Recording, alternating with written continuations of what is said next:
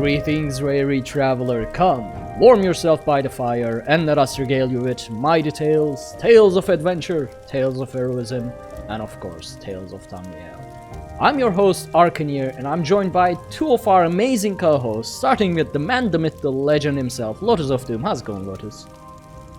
It's going pretty well, That's good to hear, as always. And also joining us, the joy of the show, Giggle Queen herself, HyperPixie. How's it going, Pixie? Going great, and I have lots of coffee. Nice. Well, I am also drinking coffee, but this time I'm awake because I actually fell asleep in the evening and woke up like 2-3 a.m. So I'm doing good this time. I'm actually not sleep deprived. We have a cast that's functional. I don't know how I was going to say, what's going on? It's the exact opposite of last week.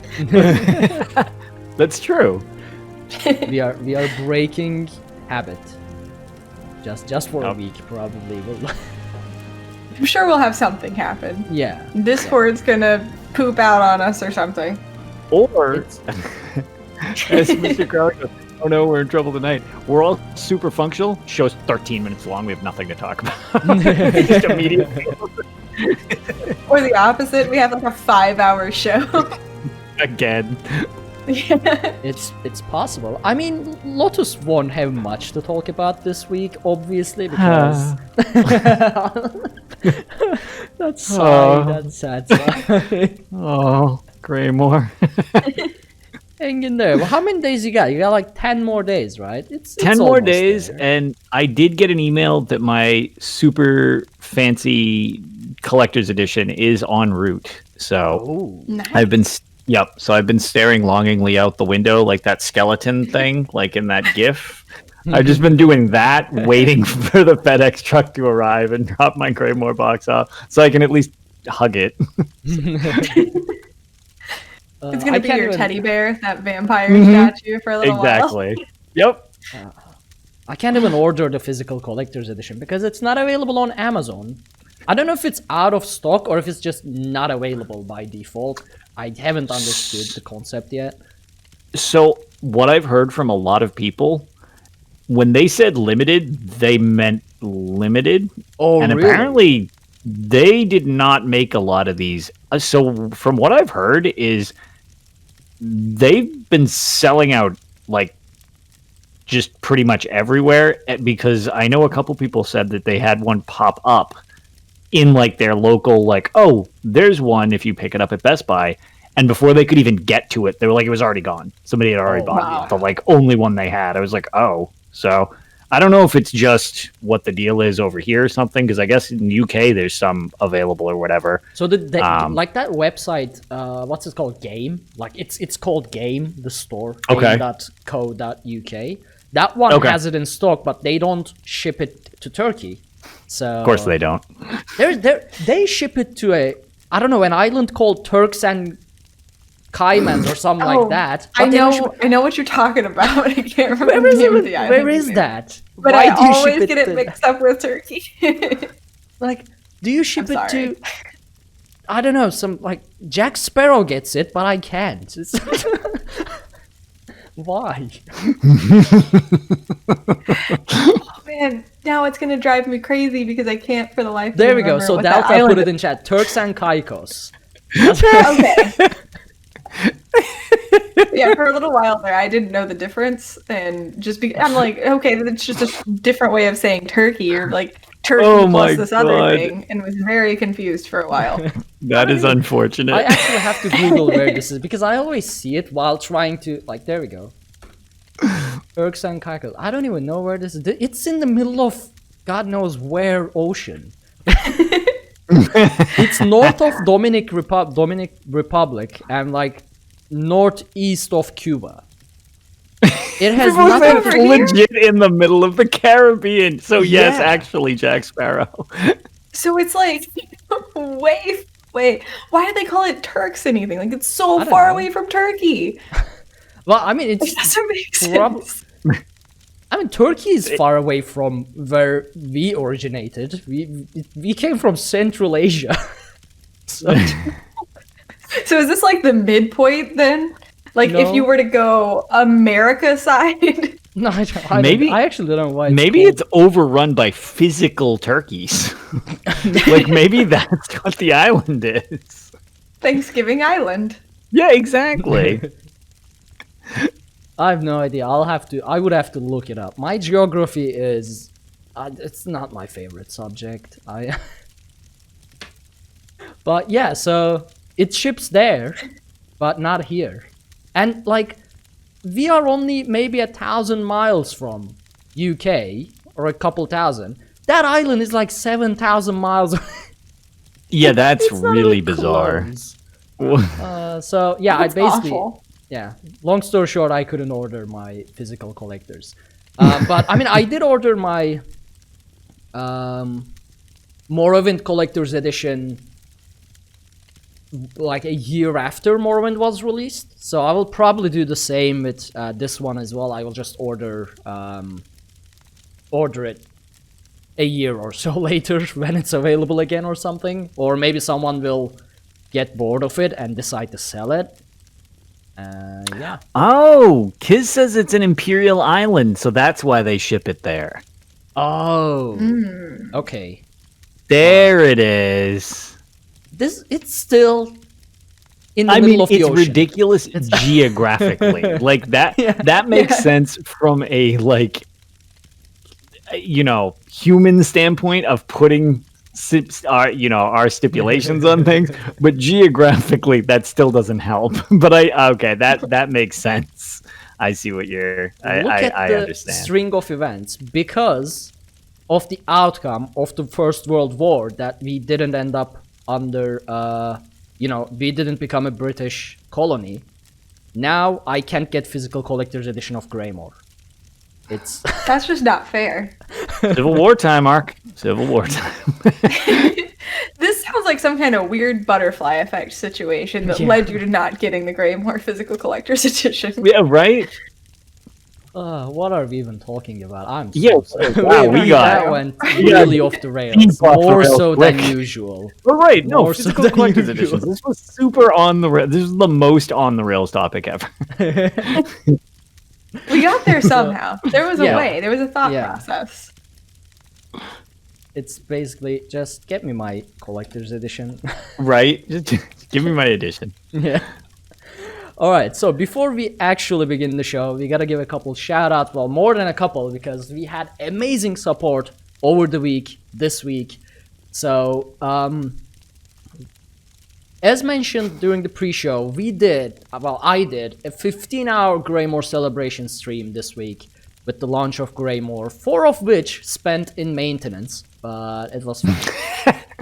And we got amazing support, so thank you so much, Ekinky-Troll69, Jamora, Dogged Bark, who is also the co-host of the Red Diamond Courier podcast, along with Bob Chickens, or Bob Chichinsky, I think.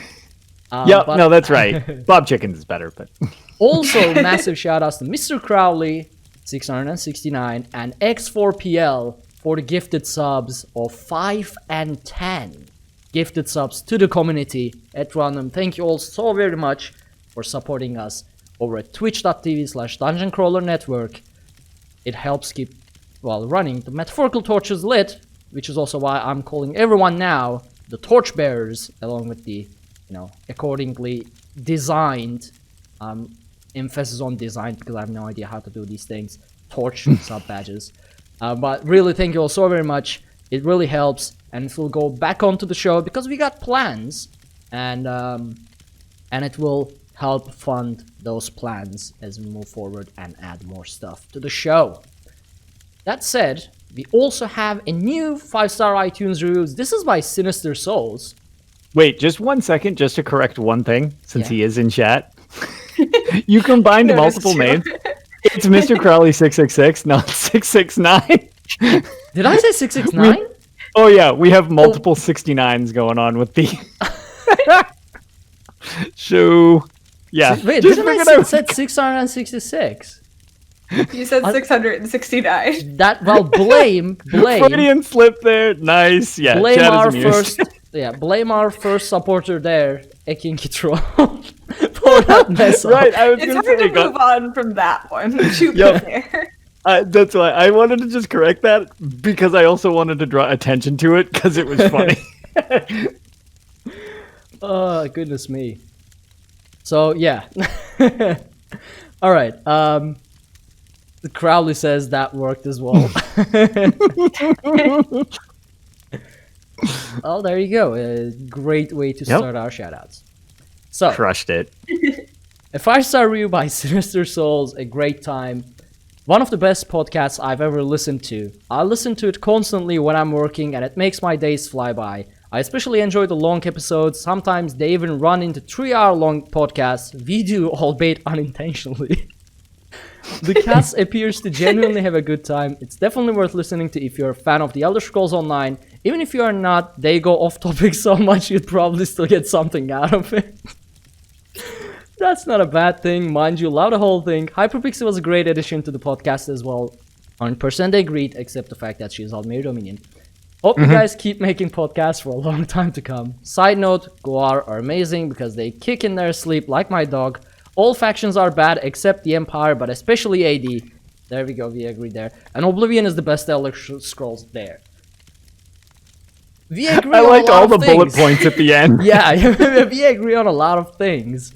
Except Guar, Okay, but so yeah. I will say, Sinister Souls did a great job at making us all simultaneously happy but also confused. Yes. So Yeah. he said the nice stuff about me and then insulted AD so that I'm like very conflicted. And then you know how Ark, you and I aren't huge Guar fans, but Lotus likes Guar. So then the Guar was thrown in for Lotus and the AD thing was thrown in for you. So trying to make us all simultaneously happy and confused at the same time. But And he also in all thinks Oblivion seriousness, is the it was best super Elder sweet Scrolls review. game, which I also agree. So yeah, this is... Wait, what are you trying to do, Sinister? I mean, he's also called Sinister. I think he's just fueling the battle. He's trying to start a new conflict. Is that it? Is that why you're called I don't Sinister know. Souls? It's one of those things where it's like, I want to argue, but at the same time, he said so many nice things that I also just want to let him have this one.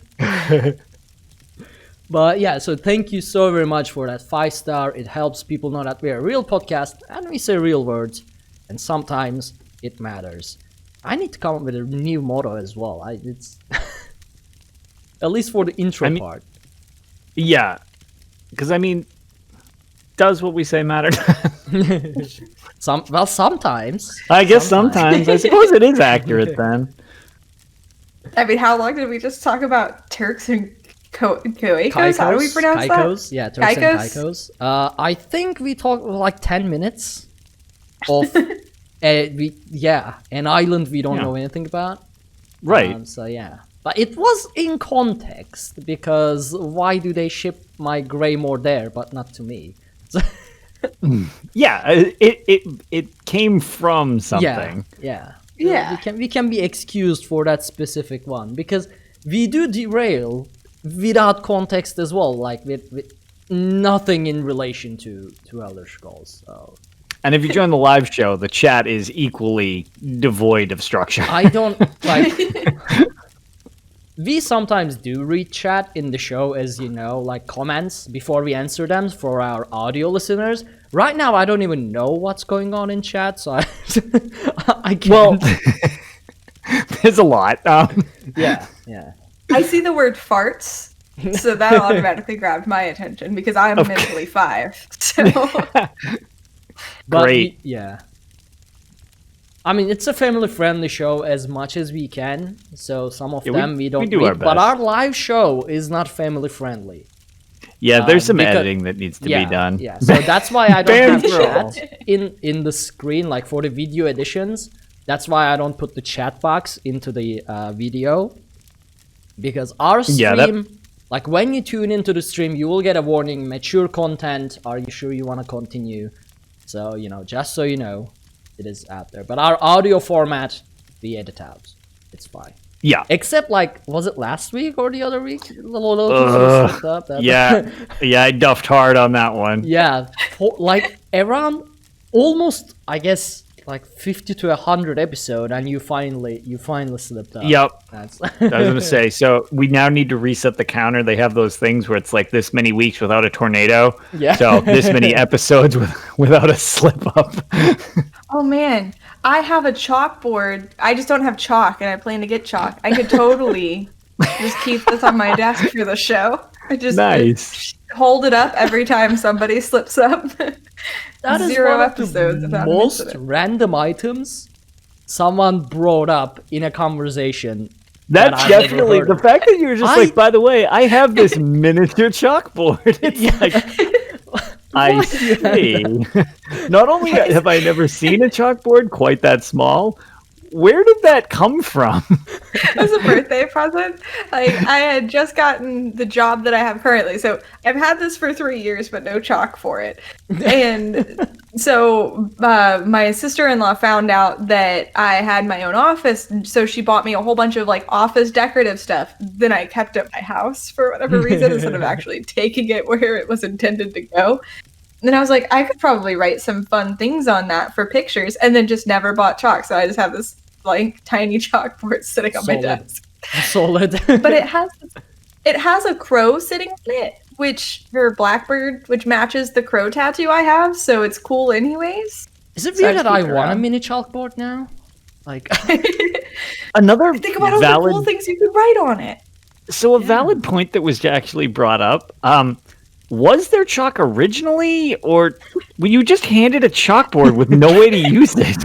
Like, here's a Didn't have piece of chalk with slate. Happy birthday. Like, So it was like, she gave me like this whole like office care package. So it was one of many things in there. But I don't think it came with chalk. If it did, it was promptly lost. But I don't remember there ever being chalk, just that I had a chalkboard all of a sudden. So I don't think there was ever all right. chalk. It's just little tiny chalkboard. And I keep going to the store saying, I will buy chalk today. I was even in an arts and crafts store the other day and completely forgot to buy chalk. I need great. that. Yeah, that's as much Guys yell at me to buy chalk. as much attention and like being organized as we expect from any of our co-hosts. So yeah, that's where that works. All I right. could Well, write fun show things on it once I get chalk. yeah, but what are you gonna like? You can't show. It's so small. You can't even showcase it. Like if you put it somewhere behind for camera to see, it's so. I'm just gonna hold it up like this, and this is just what we're gonna do every stream. When it You should- becomes you should relevant, get- I don't know. you should get I didn't like a think that far small- ahead. You should get like a small stand, like a small tripod for it that you can put on the desk, and then it will show. Anyway, game news. I mean, we don't have too many game news because I was distracted before the show and did not read any of the articles. But I quickly like peeked, and there isn't much news because Greymoor actually released on PC, not on consoles, for another 10 days. Sucks to be you, Lotus. Yeah. So one thing is, Elder Scrolls Online releases to Stadia on June 16. And Stadia is basically Google's attempt at cloud gaming. I don't know why people still try this, but they do. Maybe this time it will be different. But basically Stadia is Google's attempt at cloud gaming, so you can play Elder Scrolls Online anywhere, on any device, things like that. That is laptop, desktops, compatible phones and tablets, on TVs with Chromecast Ultra, as long as you have Wi-Fi or internet. And with Stadia Pro membership, the Elder Scrolls Online Standard Edition will be completely free. That too. Including Morrowind Chapter, apparently. So they're kind of doing this. Now the main interesting thing is, I'm gonna read this out, so I'm sure that I don't misunderstand. Thanks to Stadia's PC crossplay and cross-progression support, you can pick up and continue your adventures if you previously played ESO on PC, Mac, or Steam, meaning you won't lose any progression, and be able to access all your characters and continue playing with your friends and guildmates as normal on the PC, NA, or EU mega servers. You can even switch playing between all PC platforms, PC, Mac, Stadia, Steam, at will. So Stadia is... So initially I thought this was gonna mean cross-platform, and they mean like cross-play and cross-progression support, and that makes you think there's sort of cross-platform between at least the NA and EU mega servers, but I doubt that's the case. This is just running the client on any device you have, and you can connect your either Steam, Stadia, or PC account, which already works the same. As long as you have it installed on a device, that is like your PC, laptop, whatever, you can already connect with your PC, Mac account or Steam account on the same account. So this isn't really changing anything, although it does wrongly, at least I assume, sound like you can cross-platform play it. But yeah, I don't count Steam and the normal PC account or Stadia as a different platform because they are all the same account. Also, this explains why they removed Elder Scrolls Online and Bethesda games from GeForce Now, which sucks. Yeah. Because I was really happy playing Elder Scrolls Online on my phone with an Xbox controller. Like 2 days after that, they just removed it. So. Yep.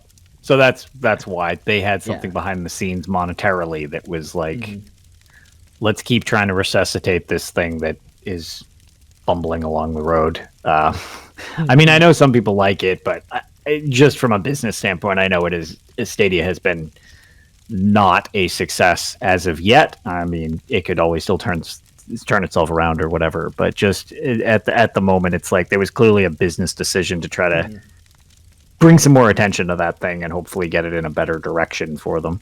Yeah. Now, and I will say... Yeah. Go ahead.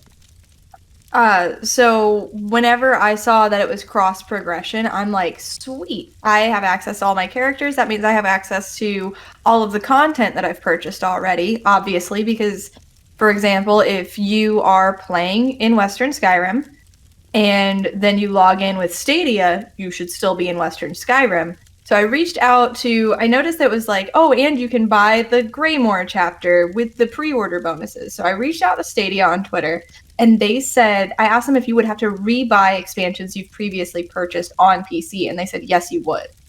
Which I have no idea how they're going to make that work with cross-progression. Do you just, whenever you're playing via Stadia, do you just lose the ability to do Antiquities and just get kicked out of Western Skyrim? Or was I misled? Did the Stadia rep just didn't understand? Not understand? Or I would guess the Stadia rep just didn't understand how Elder Scrolls Online and its chapters work. Because you can't have cross progression and buy everything individually. I will assume it will work the exact same way it does with Steam and PC Mac accounts. Like, I can log into ESO both through Steam, but sometimes, for example, Steam servers don't work with Elder Scrolls Online. Like, you can't log in, something borks, and you can't log into Elder Scrolls Online via Steam. So I just use my actual login information to my normal Elder Scrolls Online account, and that works. And Kiz in chat says, I have to find it again, one sec. It's the same as running Moonlight, but yeah, Stadia games are just PC games. As far as I know, it will be like GeForce Now that will allow you to just run your games on a cloud machine. So sort of. I've actually been trialing Stadia. They have this thing going where you get a couple months for free. So mine runs out June 29th is whenever I actually have to start paying for it. Does this come out in June or July? I don't remember. It's one of the J months. June but if it comes out, it comes out in June. For Elder Scrolls Online, yeah. Okay, so I'll be able to test this out to see for sure. But basically, and I've been doing some research on this because I am interested in cloud gaming because I have a MacBook and I don't always want to be in front of my PC. So usually I just use Moonlight to just send things from my PC to my MacBook. But I mean, this cuts out the middleman. Maybe it'll run fine or something, and I can get some different games or whatever. So I was trialing both Stadia and GeForce Now. GeForce Now lets you play games that you already own that are supported without having to rebuy them. Whereas Stadia, you have to buy the game through Stadia. Oh, yeah. Or it has to be included for free with their Stadia Pro membership, which Elder Scrolls Online is. But other games are not. Like, if you wanted to play, for example, Assassin's Creed, you have to buy Assassin's Creed through the Stadia store in order to play it on Stadia.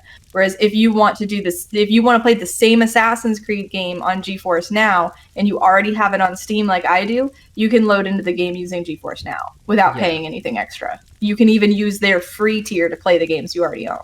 So it does make sense then that you need to buy the chapters and whatnot through Stadia as well. Right. So I believe that, okay, I don't know this for a fact, but I do believe that is the case from what I've understood when I read on some of that. And what I would assume would happen in the case of like, well, okay, if I'm in the middle of an antiquity and I'm in Western Skyrim and I log out and then I go to play on Stadia, like what happens? Yeah. I would imagine it works in a similar way to you are subbed but don't own a DLC chapter. You will be ejected from that zone. Like if you don't own the Dark Brotherhood, but you zone out in the Gold Coast and then you log back in and you no longer have ESO Plus, it will port you to a different place defaulted. Yeah. Because now you don't have it anymore. And that skill line technically exists for your character, I believe. But I don't think you can progress it anymore. It's like, you can retain this is as far skill. as you can get. Yeah, you can retain the skills, items, and things like that. But yeah, that makes a lot of sense. Yeah, that's so I think it'd probably work like that would be my best guess. Also, I want to clarify something. So Slaps asked, you can use the regular client if you buy through Steam. So I bought the game before it was on Steam, so I had an Elder Scrolls Online account that I connected to my Steam account, so I can use my both Elder Scrolls Online account and my Steam account.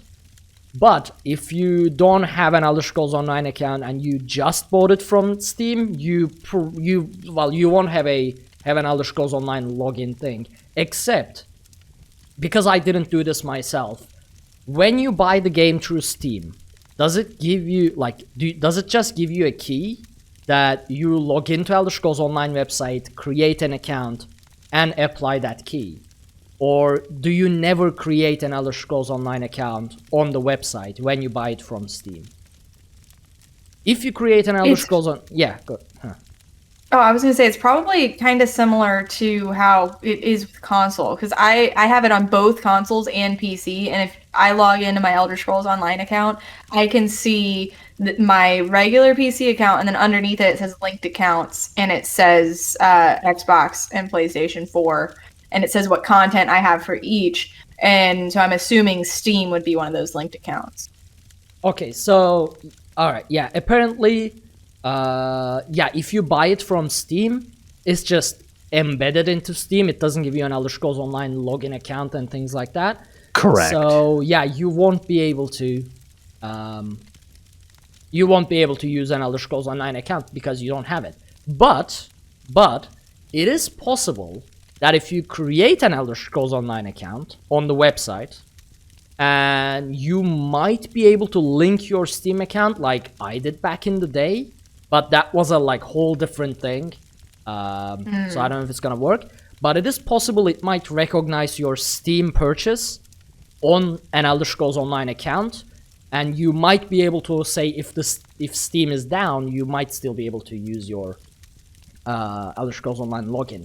And the thing is, if you launch it from Elder Scrolls Steam, it will keep you logged in. It won't give you a password or a user ID, pop up.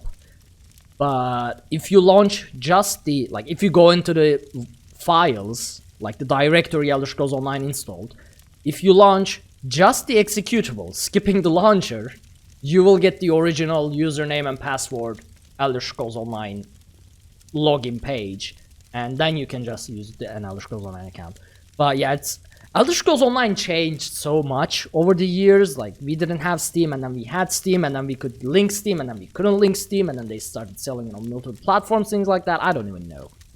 And then we were on console, and this all seems so streamlined and easy. I don't know why they haven't just casually allowed me to switch from PS4 to PC. It seems like a seamless transition without any holdups.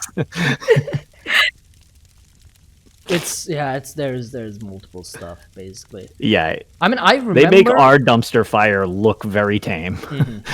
Oh wait, I just realized I actually bought the game on Steam because when it was first released on Steam, I had an Elder Scrolls Online account. It was released on Steam. I wanted the game on Steam, but I think you had to own the game on Steam as well. Yeah, you had to. So to link your account, I don't know if it's still the same. To link your account, you actually had to own the game on Steam as well. So I actually bought the game again on Steam, but gave the key to a friend, and he used this key I got from Steam to redeem on the official Elder Scrolls Online account to own the game on Elder Scrolls Online account. So I bought the game back in the first days of Elder Scrolls Online on ElderScrollsOnline.com. Had an ElderScrollsOnline.com account. Then the game got released on Steam, and I wanted it on Steam, but I had to own it on Steam. So I bought the game again on Steam, but I already had an account, right? So I didn't have anything to do with the base game I had on Steam. I'm explaining it again because I can see Pixie is super confused. I'm trying to follow what happened. Yeah. So I bought it again on Steam. Take out the chalkboard. We're going to make a graph. Okay. With my lack of chalks. Yes. Now I had the game. I had a game key on Steam, but I already had an account that I linked to that Steam account, my Steam account. So I gave that key that came with the Steam purchase to my friend, because you can go into, like, when you make a purchase on Steam, back then, the Steam purchase of Elder Scrolls Online gave you a key to redeem or something like that. So I didn't activate it. I gave it to a friend. He went into the ElderScrollsOnline.com, created an account, used the Steam key I had to redeem the game on ElderScrollsOnline.com. So basically, it was all this chaotic thing. So now I have it on Steam. My friend has the game on the main website, and I have an account on the main website that is linked to my Steam. It's a whole, yeah. That's you officially made it sound easier for me to get a working N-Gage and complete the entirety of Shadowkey as opposed to playing a game that is a current gen game. So I have a question. Yeah. Can you right now, click on Steam and launch the game from Steam? Or because you gave the Steam key away, can you no longer launch the game from Steam? No, yeah, I launched it on Steam. Yeah, I launched it it's linked to my official account. So you duplicated the game somehow? No. Well, no, I paid the full price. You duplicated your Steam ownership. Yeah. I basically paid twice. But then... But your friend has his own ESO account, not your Yeah, but ESO it's not account. on Steam. His is on the official website. Look, here's the thing. I think I'm following now. Yeah. It took a second to get there. I just have no wanted idea the what's game going on on, Steam. but So I it makes bought it me again. think that this is totally possible, that I should be allowed to transfer my file if I buy another one on PC. Should be allowed to have, somehow, my version from PS4. That's what I'm taking away from this, regardless of what I should take away from this. Yeah, it just, in the words of Todd Howard, it just works. Okay? Yeah, Question. Just because that sounds like a whole lot of work just to launch the game through Steam whenever the base launcher works fine. Why? Wait, what do you mean the biggest Why was that launcher something you works wanted fine? to do? No, because Yeah, like, why the use Steam? ESO launcher. Like, why did you go through all of those hoops just to launch the game with Steam? Because I like having everything on Steam. Like, I can okay, see my that's fair. progression, how many hours I've played, which friends also are playing Steam. I like having the Steam overlay.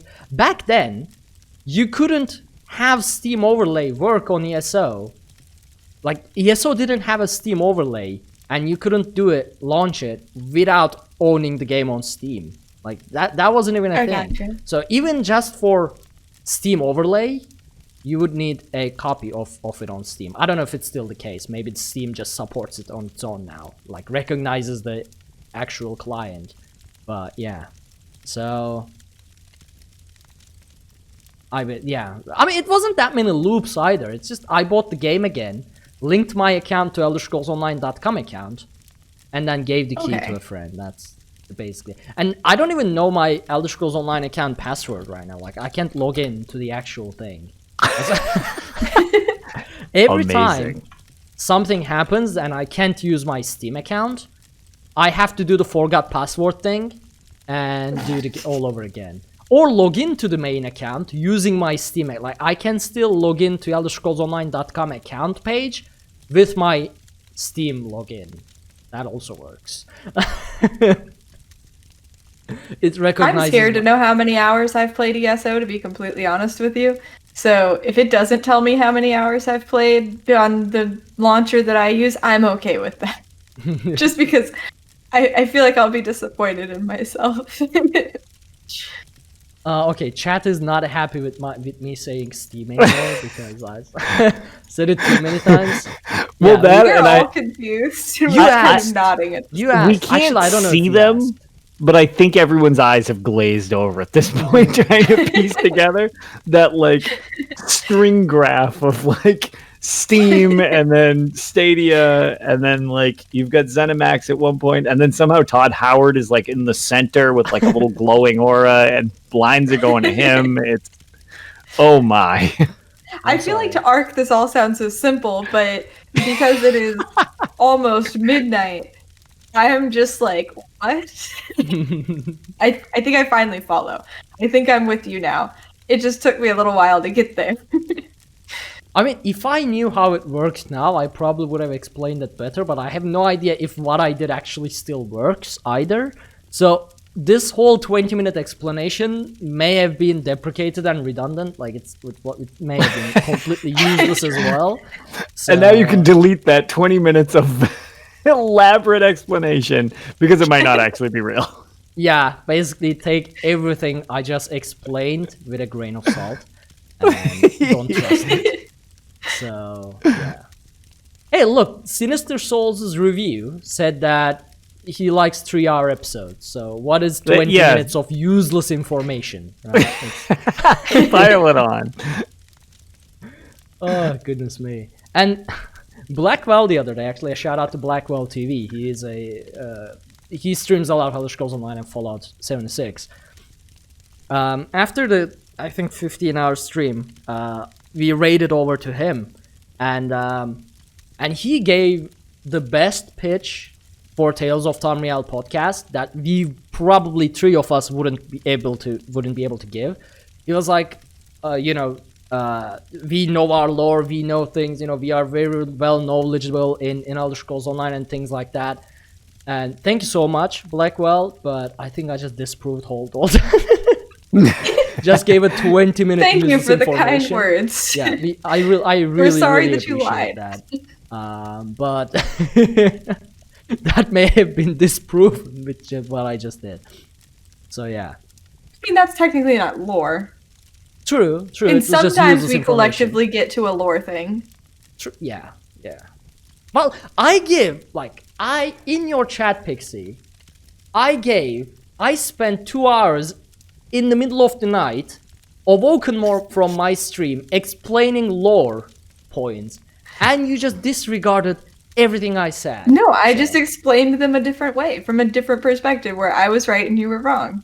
Look, there's no right or wrong. The Snow Elves attacked first. Okay. You guys were just there. Yeah. The Nords, meaning you guys. So for I just everyone, assumed okay, you're Nord. I really should add. Hold on. We are not talking game news anymore. We are gonna get to Greymoor, but before we get to Greymoor, Oh man. Pixie supports that you should just attack Snow Elves were in the right for attacking the Nords, well, not. I guess I'm not sure. I'm just saying it was understandable. No, they were just taking refuge in a cave in Skyrim, running that. from the Civil War. And Snow Elves just attacked them, killed their children and whatnot. And that it was wrong for Ysgramor and 500 companions to return and basically wreak havoc. So... I'm just saying, if I go out into my yard in the middle of the night and I see a sleeping dude with a big axe, I'm going to be concerned, and I wouldn't hurt the person because I'm like 5 foot tall, and what would I do? I would call somebody to take care of the problem, but I wouldn't like be welcoming to that person. So it's understandable that if you find a whole bunch of people sleeping on your property, which at that point it was a Snow Elves' land, you drive them out because you think they're an invading force. They didn't know they're refugees. They didn't stop and ask questions. They might not have even spoken the same language. They were taking camp in a cavern. They were in a cave. They could have perfect spot to ambush a patrol. Before you don't just attack civilians and whatnot as well. Like they killed a lot of people. So the children. I'm just saying the big dudes with the axes. I can see why they were attacked. The kids and all that, they should have left them alone. Yeah. But I'm just saying it's a little understandable, at least the warriors. Yeah, Ysgramor was right in wiping out the Snow Elves. They had it coming. They shouldn't have. It is. Yeah, ask before shooting. You never know if the person you just shot at may be powerful enough to wipe the entire continent. It's... Well, you can ask while shooting. That too. Or if you are gonna attack, if you are gonna attack, make sure you finish the job. Like, actually, that's a really good point brought up in chat. A kid killed the Snow Prince. So on the note, that's actually true. The Snow Prince got spiked by a Nord kid. That's the Snow Prince's problem, to be honest. Maybe don't get killed by a kid, you know. Maybe have a little bit powerful. Just oh wow. I could see why they would be nervous if they found some people who obviously were armed. They could see the axes. Now the unarmed folk, they should have left them alone. Right there with you. But actually, let's say it was honestly, like a battalion that they found. From a lore point of view, I don't even know if they actually attack the unarmed people, but it's Ysgramor, and I will bend the lore as much as I can. So you just made stuff up to make me look like a bad person? Well, of course you're on their dominion. What did you expect? I mean, yeah. You did. Okay, you did also defend during your stream. No, second era, not fourth era. They're different. They're different people. Very different. Look, you did during your stream also defend Aelades, but I will just give that to your lack of knowledge on how bad the Aelades actually were, because they were like the prime big good bads. Lord, yeah. That's... The majority of I'm gonna come right out and say I am not caught up on lore at all. No, war is actually just equal to the lore.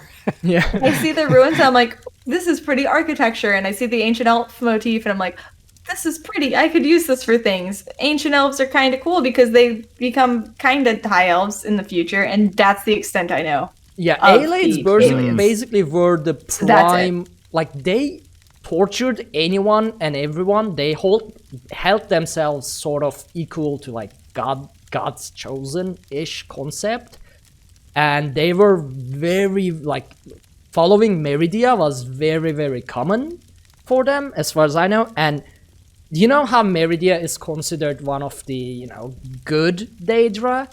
Mm-hmm. She just hates the undead.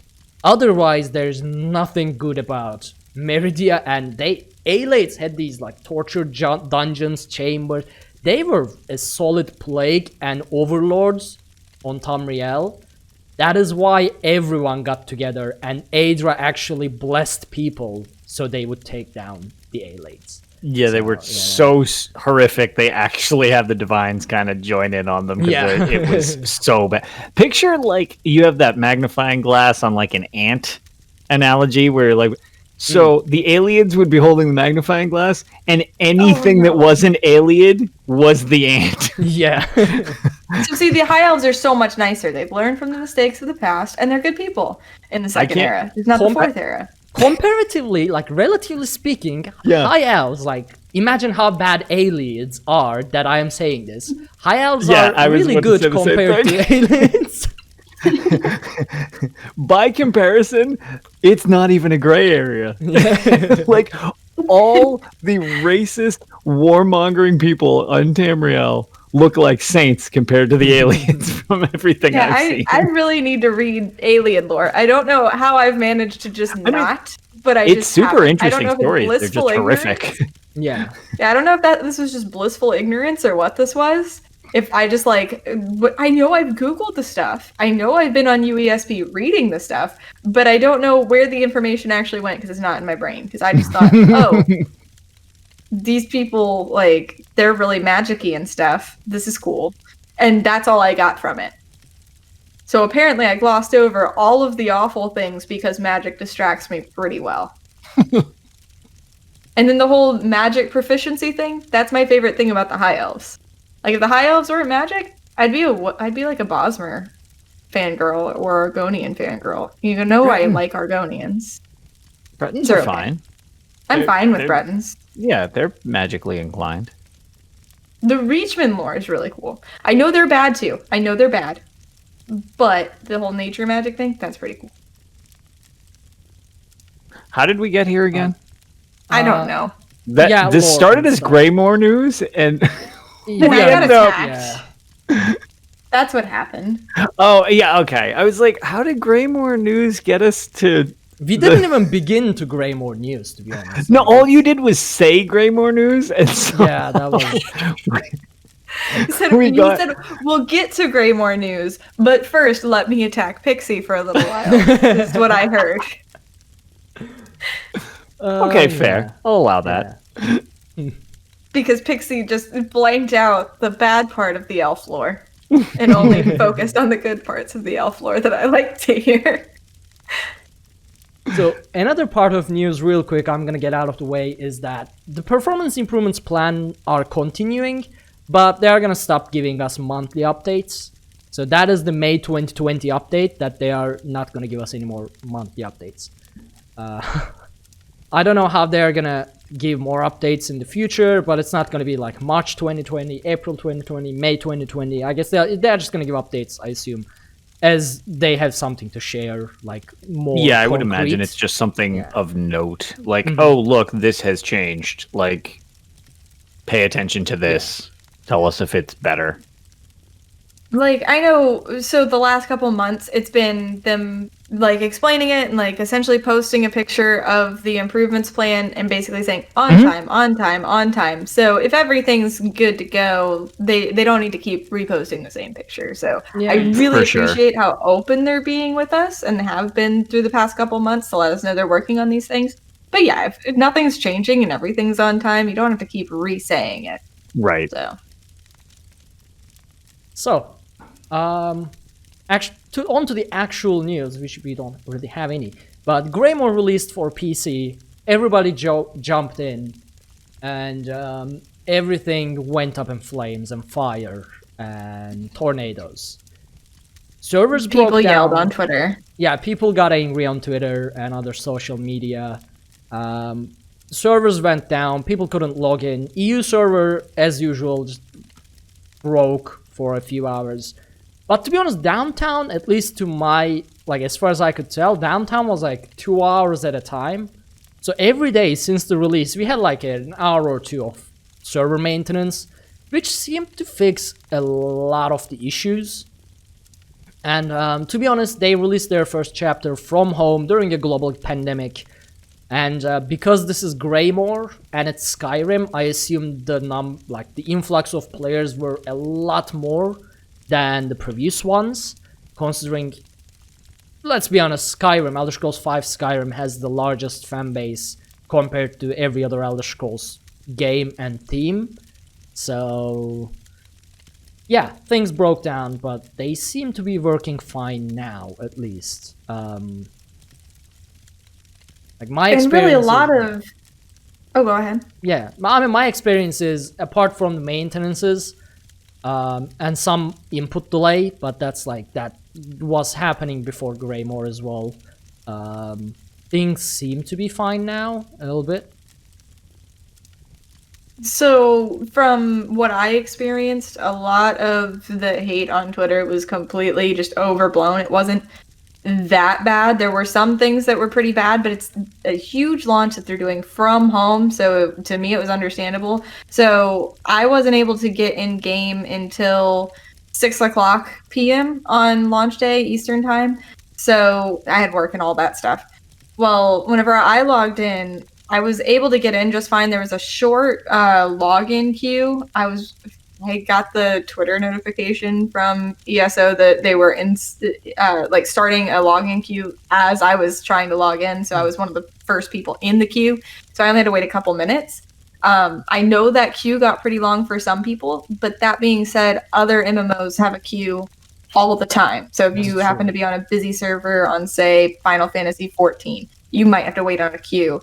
And I know that queue was like a couple hours sometime whenever Shadowbringers first launched. I remember some of my friends who play that game a lot had to had to start the login process 2 hours before they actually wanted to play, so that way they could get in game. So this is nothing new for MMOs, but people were freaking out about it. And then, some people were locked out, but they did get it fixed same day or the very next day for some accounts that had some other problem going on.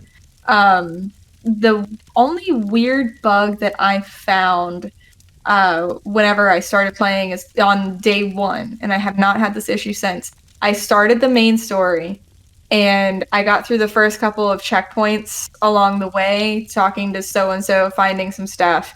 And then I got booted from the game, and I was able to log back in without the queue, but the quest had reset itself. And I had to pick it up and start over, and I was about halfway through the quest.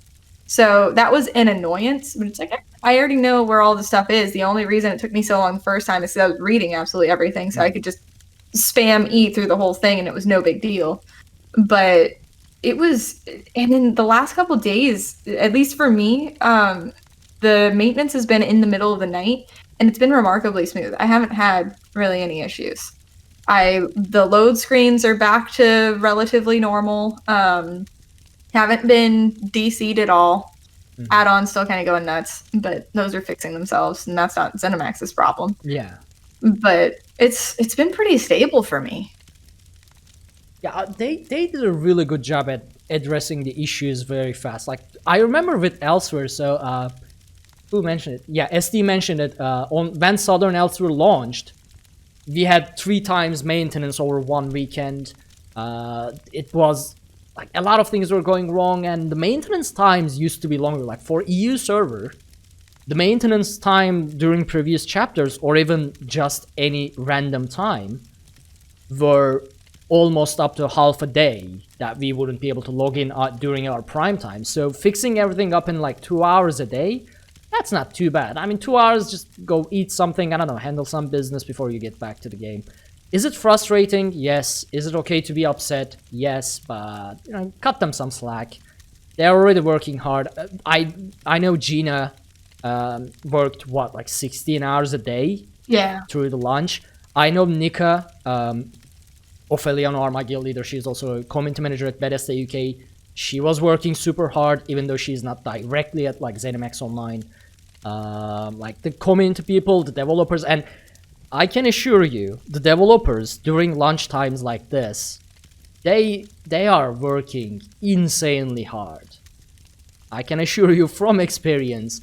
I've been in office at 3-4 a.m. myself. I know our backend team, which they have the heaviest load in online games like this during lunch times, keeping up with the servers and everything.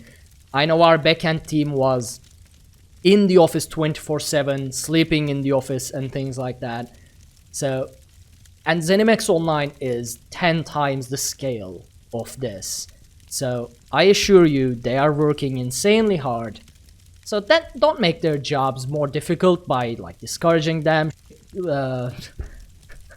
trash talking them, and things like that. You know, just Right. it is what it is. Be a good human. Yeah, it is frustrating. It is annoying. And yet, at the end of the day, take the downtime to spend some time with family, friends, whatever. Cook some food, catch up with the chores in the house, and make some more free time for when the servers are back up and things like that. And yeah. Raisler pointed out in chat one point that I had forgotten. So the reason why they almost immediately, was I think it was about 20 minutes after launch or something, took the servers back down for maintenance was because they accidentally gave everyone Greymoor. Yes, yeah, I heard about that. That was probably not a fun bug to fix. Yeah. But at the same time, I did laugh at it. I felt so bad for the devs, but I was also like, wow, everybody just got a nice little surprise who didn't buy it for 20 minutes. I had to go in and see it. I was like, oops. And yeah, that had to suck whenever they discovered that, though. I felt bad for them. Yeah. Just reading up on chat a little bit. But yeah, I mean, it's all things considered, this wasn't all terrible. And as you said, for MMORPGs, the queue time, it's not something that is, you know, unheard of. When World of Warcraft Classic launched, I had coworkers set up TeamViewers on their home PC and on our Macs, and they would queue during lunchtime because the queue times were like 6 to 8 hours. Oh my god! So they would queue when Good they were Lord. During our lunch time, so like sometime noon, so they could log in when they go back home and play. It's wow. So yeah, I mean 45 minutes queue times as brought up in chat, that's not unheard of for a release day of a chapter like this. Like, I deliberately set up my stream to European midnight, so I wouldn't like I mean the first 2 hours ended up being in maintenance, but you didn't know that. Yeah, that was a surprise. Just chatting with Arkhaniir. Mm-hmm. Yeah, exactly. We just like looked at the cinematics, talked about the cinematic, things like that. I don't even remember what we did, honestly, but you know, just made time pass. But yeah, so Greymoor released. Everything seems to be working now, except some bugs. Like if you get attacked while doing antiquities, while digging, your character will get bugged. And you have to reload the UI and things like that. So there are some bugs like this. They'll be fixed. I did Kain's Aegis, and it was better than our Cloud Rest runs in terms of lag and everything. So I hope that also improved a little bit. We'll have to see. So yeah, those are pretty much the news we have. Which is why I didn't link any articles. Like, you won't see any articles and whatnot in the show notes. It will just be general Greymoor news. Just random stuff. I've heard anecdotally when people are playing, it has been working for most of them better performance-wise. Mm-hmm. But again, that's just from varying people that I know in the community that do play on PC. Berserk Zod's been one of them who has mentioned just like, oh yeah, when I can actually play this game, it is working well, better than before. The trick is currently getting myself on to play, and that was like right earlier in the week, so hopefully that trend continues, but fingers crossed that really shows up and hits the PS4 so we get things a little better. Performance could stand to be improved. I was doing Battlegrounds earlier, and I had 0 input lag than usual. Like the before Greymoor, Battlegrounds were a little bit really unplayable because, you know, you couldn't cast your skills. Everyone was playing with like 5 skills total because you can weapon swap, things like that. Sometimes it worked, sometimes it was borked. I spent pretty much the entire day from last night and since when I woke up doing Battlegrounds, and I didn't notice any more lag than I usually have with the servers being a little bit towards the east, living in Turkey. I already have 100 ping, that's default, but I didn't notice anything more than that. So I feel like something in Greymoor at least improved things compared to just before Greymoor, where everything was up in flames with the game. So yeah, I think they are doing a good job at the improvements plans. Now this was discussed in our Discord a little bit.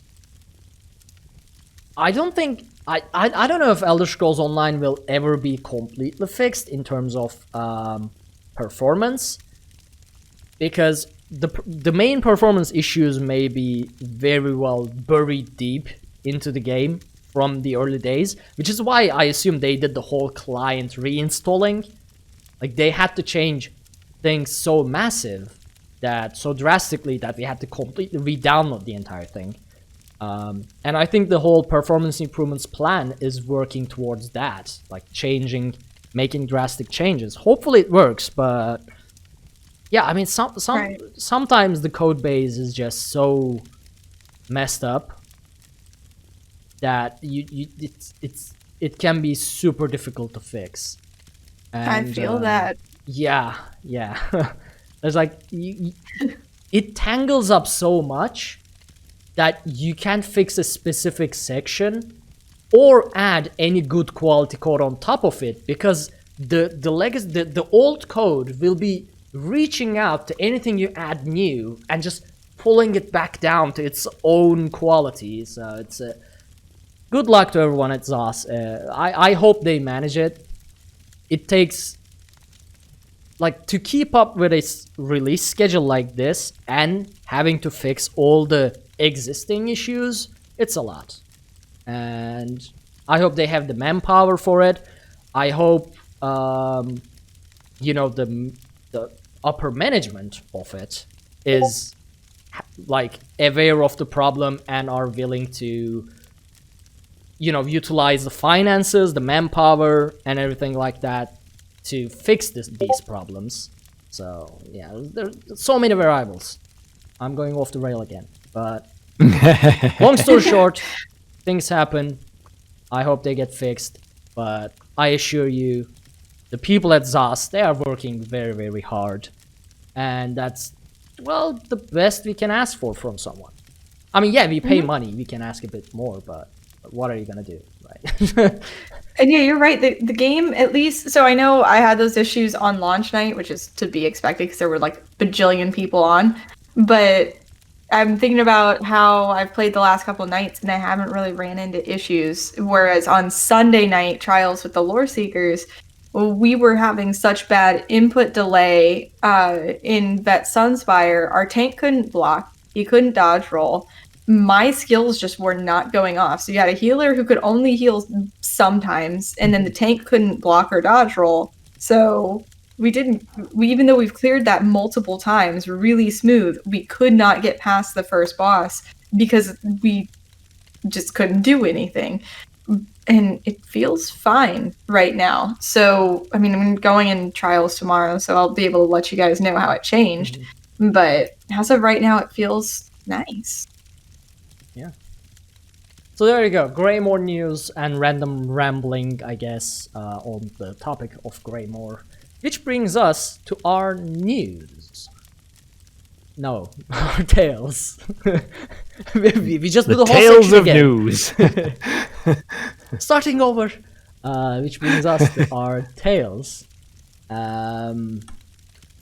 Lotus, since you didn't have access to Greymoor, playing console. Every time it hurts.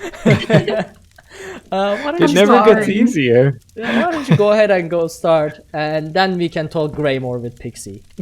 All right, I'll talk about all my non-Greymoor things because I got to play, not in Greymoor, of course, but so I will actually jump right in to start with, based on this performance stuff that you were talking about, because you mentioned the whole VSS thing having issues. Well, for my weekly trials, we did a Vet Sanctum Ophidia. We kind of figured we'd be done with that, but it then, of course, was the weekly. So we were like, oh, well, we just got Speedrun down. we might as well do speedrun hard mode. Because like at this point we have this thing on lockdown. We just melt this place with our squad.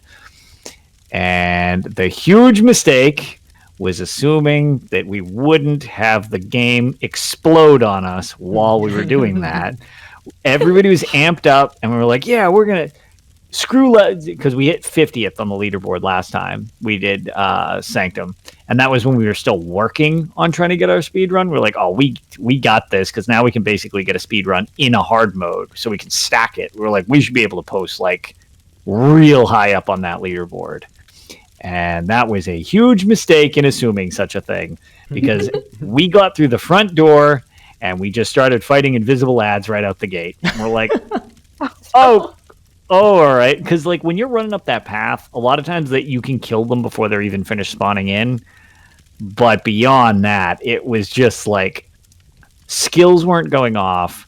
When you're fighting the Manticora, there was like there's this mechanic. It's nicknamed popcorn for anybody who hasn't done it, where this burst will pop up underneath you, and you need to kite it away. Well, it's popping up on people's sides, so it's not even directly under them. So it's nuking two different people at once, which isn't how the mechanic works. People can't use skills, so our DPS is in the toilet. People are dying left and right because we're next to each other. We don't realize it. And by the end of Manticora, oh my god! So another one, he opens up this portal to Manticora, and it pulls people into this alternate realm. And usually you send down a tank. If you need one to distract, you send the off tank. And depending upon your DPS level, you send the corresponding amount of DPSs down to nuke the guy so that you can come back topside. However, it doesn't do the popcorn mechanic while you're down there, so you can kind of slow roll it if you want to avoid the popcorn mechanic. Whatever, it's too inside baseball. What happened was it put it underneath me as main tank, so that there was, and it was dead center, so I could not escape it. So it pulled me down. So the off tank went to go take main tank, and before he could, not being in the circle, also got teleported downstairs. So they had zero tanks upstairs, and the healer needed to then main tank so that we could recover. Not great. The troll on the bridge was a mess. The frame rate when you had, I don't know what the actual term is, but that green herpes stuff that everybody spreads around to each other in that trial. Yeah, oh my lord. Just the frame rate, like double digits was a luxury when we were trying to go through the things. It was, oh my lord. It just, so yeah, as we like pushed through that place, it was just one weird event after another. It's really just from beginning to end, it was a disaster. And the part at the very end where when you're doing hard mode, there's a thing called World Shaper, where the serpent will raise its hand up and it like forms this orb and it chucks it up in the air and it hits a huge AoE on the ground. Well, it targets one person. So the idea is when it's about to throw it, that's when you leave, because it's picked the target at that point. So you all just get away from it. Have you all done hard mode for Sanctum Ophidia? Do you know how this works? Okay. I don't think I've done any hard mode trials yet. Okay. I think I've done it, but I don't remember. I think I've blocked it from my memory. All right. So the idea it's probably the easiest trial hard mode, to be fair, because it's very similar to the normal. Maybe that's why I don't remember it too. Yeah, there's not a lot of difference. But so the idea is, since there's so much chaos going on, as main tank, I'm just kind of chilling, debuffing, and healing people as needed and blocking. So I, for the sake of it, say, World Shaper coming in 3, 2, 1, and then move. And everybody splits so that the bomb hits wherever the previous target was. Everybody shifts back to the location. You're good to go. The problem was I was lagging so bad, I was guessing when World Shaper was, which is not good when everyone's life is in your hands. And the one that actually, I think Delta might still be in chat. Yeah, he is. That he was aware of one of the ones where I was like, okay, World Shaper in, and my game froze. Just hard froze. But I could still hear chat. So I was like,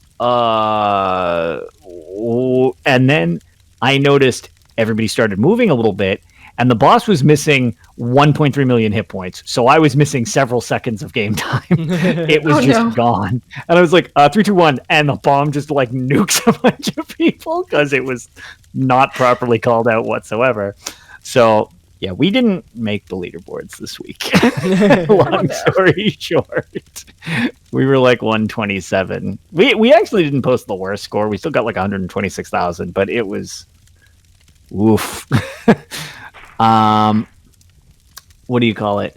I also was very pleased. I managed to get my big 3 speedrun no death hard mode in Vet Moonhunter Keep, which I was really pumped about because I did not actually even think that was going to be something I was working on. But we were trying to help somebody farm their motif, and it devolved into us just doing all 3. Which was pretty cool. We did speedrun and no death at the same time, which was pretty awesome. We did not do hard mode at the same time, so no all 3 at once deal. That dungeon is just a one-hit kill machine. And I know you had mentioned, Pixie, the Simon Says minigame not working super great. So yeah. I know this will hurt you, and I apologize, but there's a really great strategy when it doesn't work. You have 3 DPS do it so fast that you never do the minigame. I've never seen it literally not do the minigame. He never did it once. So how am I even supposed to respond to this? So you're just saying my group should ditch me and then they get the clear? I'm just saying that you should re-gear and only do damage. Because you want me to do like 2k DPS you'll because I can't be fine. You do just a need rotation? No. You just need to have a damage set because my other story is going to make you sad too. This isn't meant to just dump on healers because I think healers have been better than ever. Sorry. But yeah, with that mechanic, when we were doing the hard mode, or when we were doing the no death, we were like, oh man, we got to try to get through this, like blah, blah, blah. And it came up in chat, we're like, we're going to slow roll him a little bit. And then we realized how quickly we were hitting him. And it immediately became, screw slow rolling him, nuke him. And we hit it so hard that he put his hand up to make symbols and then just flopped over dead. He never even got one symbol thing off. And when you do that, all the ads despawn. So you're just free and clear. You don't fight any werewolves. You don't have to do any mechanics. You literally just skip the entire fight if you can burn his 3 million health off before he does the Simon Says minigame. So we just went up the stairs. It's like a 19-second fight. On my healer, I might be able to do 10 to 12k DPS. That please. So I had just went AFK for a second, and I see something fun happened because Slaps laughed and yeah. So Pixie's heart. Unfortunately, what happened? Most of my tales largely involve me saying that healers are very irrelevant. Oh, I mean, so yeah, the Moonhunter Keep thing. Yeah, we did it with 3 DPSs. Okay. I learned that the Simon Says minigame, which is what was crushing Pixie, you can actually burn that fight so fast you never do that minigame at any point. You can just skip the entire thing and you don't fight ads. You can just kill it so fast it never does anything and you just go out of the room. So almost all DLC dungeons I've done without a healer. Yes. But Moonhunter Keep, I can't fathom. Like, I was dying it. Now I'm a lot better player than last time I done Moonhunter Keep, but I can't imagine Moonhunter Keep without a healer because the amount of bleed damage in there. I can't, like, most dungeons that I do without a healer, I can do it because I can just spam heal myself through the damage I take singularly. Like a boss caves, heavy attacks, I lose 50% health. I just do Vigor and Green Dragon Blood, I'm back to full health. Nice. Mm-hmm. And then I just keep blocking the rest. Moonhunter Keep, the damage is so constant. It's always there. I can't heal myself through it. I need a healer in that dungeon. It's the one dungeon that wiped the floor with our faces so much that it almost like I broke said, us. I did not expect the answer to that dungeon to be more DPS and less heals. That wasn't what I was expecting until we did it. But yeah, so again, that wasn't meant to break Pixie's heart, but yeah. So that was how we did Moonhunter Keep for the big three. And the other one was because there's something wrong with me. After being up till 5:30 in the morning last time and saying how tired I was from a Black Rose prison run, 2 days later, I immediately went back into Black Rose prison for a different run with a different group of people. We won. This time I was there the entire time. We got one of my buddies their skin. We had several people go completely insane trying to do that place because I'm not gonna lie, performance cough was bad, like real bad, and that place is hard, so like you can't be messing around in there with stuff like that. But we got all the way up to Arena 4 with the nightmare boss that everybody knows, and we can do that. I can do that with a decent group pretty quick at this point, just because I've run it so many times. And we got stuck because people were just lagging. The pinwheel mechanic where you're trying to avoid the fire, people just wouldn't be in it. And they'd just be burning the entire time until they died and stuff like that. And bars couldn't be swapped, so you're trying to one bar that place, which is borderline like impossible. So they quit. We got some new people to join us. Very nice. They both were very talented. And we melted through that thing because they both were damage dealers. And the person we were trying to skin that remained was a healer. And we got through it, and we got to the final wave, which is actually not that difficult. But you have to grab these gold ghosts. And then if you grab 3 or more of them, you get a hex, and you have to cleanse yourself so that you can grab more ghosts. And then you just tee off on this one boss. He occasionally spawns these 2 mimics. Not going to explain like all of this, but that's pretty much the extent of that final fight. It's not complicated. It's long because he has 12 million hit points and a lot of resistances. The real trick is just grab ghosts, drop off ghosts, rinse and repeat, hit him, blah, blah, blah. The mechanics just don't work. I don't know how else to say it or to not sound like I'm just ripping on the game, but they just don't work anymore. You pick up the ghosts. Sometimes they pick them up. Sometimes you walk through them. Sometimes there aren't any ghosts. Sometimes there's too many ghosts when you can only pick up 6 in a single run, and it's not a random amount. There's 6, but there's 9 all of a sudden. Like nothing about it works. And we just kept wiping just over and over and over again. Sometimes we would even grab the 6 ghosts and be like, okay, you have the 6 ghosts. He does a burst. It does damage based on how many ghosts you miss. We have all 6 ghosts. We start hitting him again. He does the burst mechanic. Every one of us dies. And I'm like, what? We literally did everything right and died anyways. So in the theme of tonight for my things, I said, we can't keep doing this mechanic or we're never going to beat this. This is just straight broken. We need to do less mechanics because it's the mechanics that are ruining us. And luckily our healer is mainly a DPS, but he was trying to just do everything on one character, and we had 2 DPS. So I was like, can you just respec yourself as another DPS?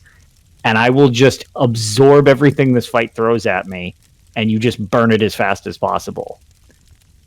So we failed a few times when the mechanic didn't work, but for 12 million hit points, every like 15-20%, you get like a ghost phase. They hit him so hard, we only actually had to get the mechanic to work 3 times before they nuked 12 million hit points. So we failed anytime the ghost mechanic would freak out, the one time it didn't freak out, which was 3 times later, we beat the thing after 7 hours and 32 minutes. God. But we got him his skin, and it was totally worth it. It was an experience, to say the least.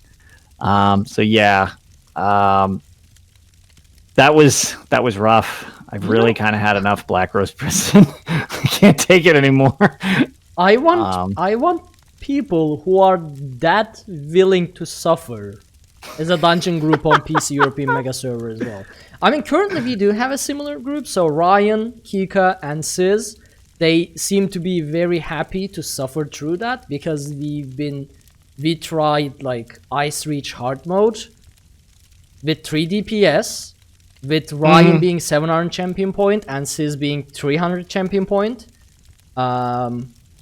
So I think they are willing for the struggle bus. To get in there? Which makes me Nice. happy, yeah.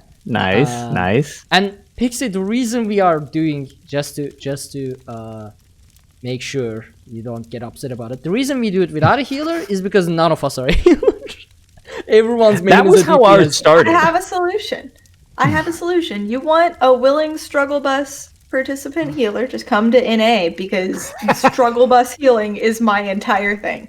No, but here's the thing. NA has too much ping. Like, back when I was able to play on NA with 350 ping, but back when there wasn't input lag even without any ping. Now there is input lag plus 350 ping. Plus ping, and it's like, yeah. I can't do anything. So Darn. You can try. I know. Now that there's some improvements. I'll see.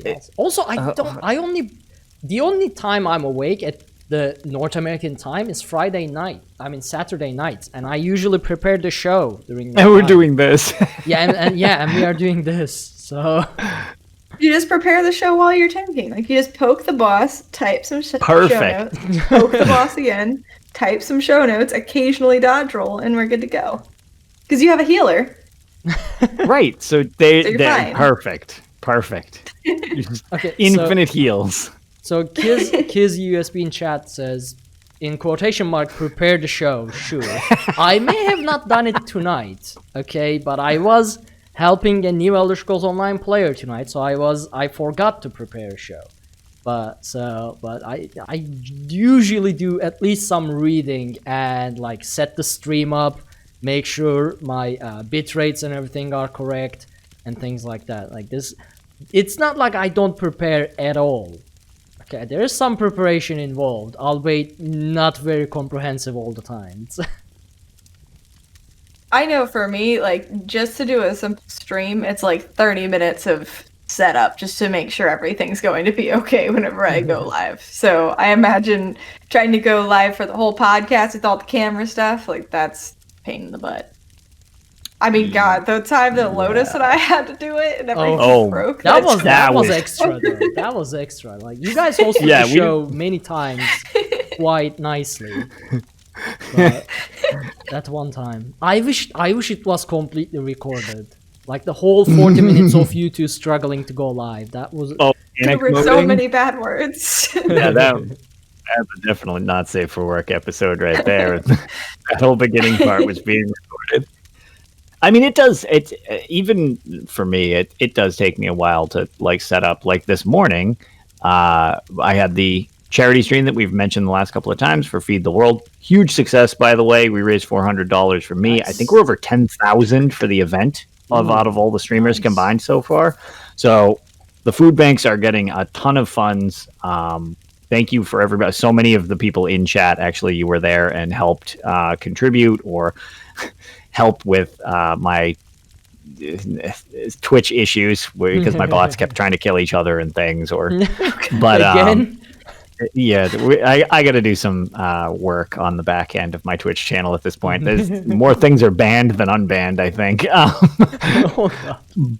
But yeah, we just kind of had a chill 5 hours until, Mr. Crowley brought up the lag was on full display, which was kind of funny.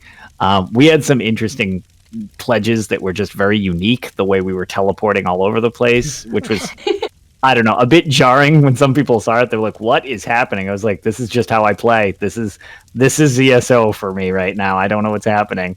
Yeah, Wayrest 2, we were fighting the bosses.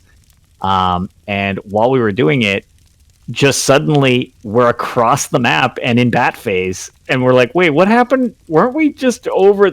Like, no segue, no phase in. It was just scene missing. Here you are now. And we were just like, all right, cool. I guess we're here doing this part of the fight now. You all collectively blacked out for a few seconds. At the same time. Yep. And to end it, after we had been casually doing stuff, we had raised money, everybody was happy. People decided that I was apparently enjoying myself too much. So it was suggested that we do the pledge for Frost Vault, which I've mentioned why I don't run Frost Vault because it's very, very laggy. But 2 people in our group had never cleared Vet Frost Vault. So it was decided that for our final 2 hours, we should do Vet Frost Vault. And we did. And the opening boss was unbashable, which is rough because his only mechanic is to bash him. So that's a problem, and got people killed a lot. Our healer made fine use of Kagernak's set because the extra res time was greatly appreciated. But yeah, the first boss of Frost Vault has 2 moves. Punch and bash because I'm going to squish you. And one of those mechanics, the bash one, didn't work. So it was rough to clear that. Got through the laser grid surprisingly well. It really wasn't that laggy. However, the following up boss, which I posted to you guys, I'll put it up on Twitter. Kiz took the clip where we didn't fully we explained the fight, and as we went in, our healer didn't realize that there was an out of bounds marker like behind you. So when we started the fight, he was a little too far back, waiting for us to go in first properly, and the ice wall just comes in and just obliterates him because he's out of bounds. So Ryan was just like, oh, cool. Okay, you could have mentioned that part of the fight. We're like, oh, sorry, you're too far back. He's like, yeah, I pieced that part together. Thank you. So we wiped so that we could restart. And the one where you have the mage and Avalanche, the giant ice Atronach, fastest boss fight ever. It was a 19-second wipe was what it was, apparently. The Atronach, like you've seen with Frost Atronachs, when they spawn, their chunks all go together and then they form into an ice Atronach. Well, the tank is supposed to tank Avalanche off to the side and dodge all his stuff while staying in his AoE, and essentially the DPS just beats up on the mage. Fun fact, I still have no idea how to get out of Avalanche's AoE. I still haven't figured it out. Even after Finn basically telling me to get good when I asked him if it was a bug.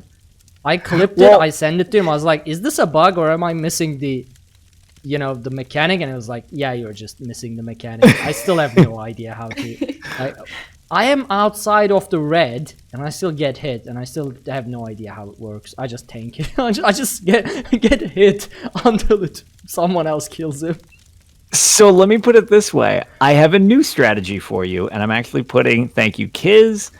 Since Kiz won't get nuked, here's the clip for anybody actually in Twitch chat that would like to see it.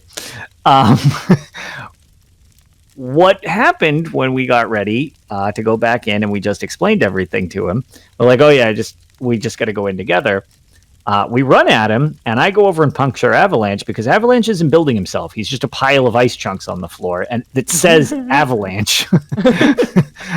And I run over, and I poke, and nothing happens. It's just like, and Avalanche is just a pile of chunks on the ground with no hit points.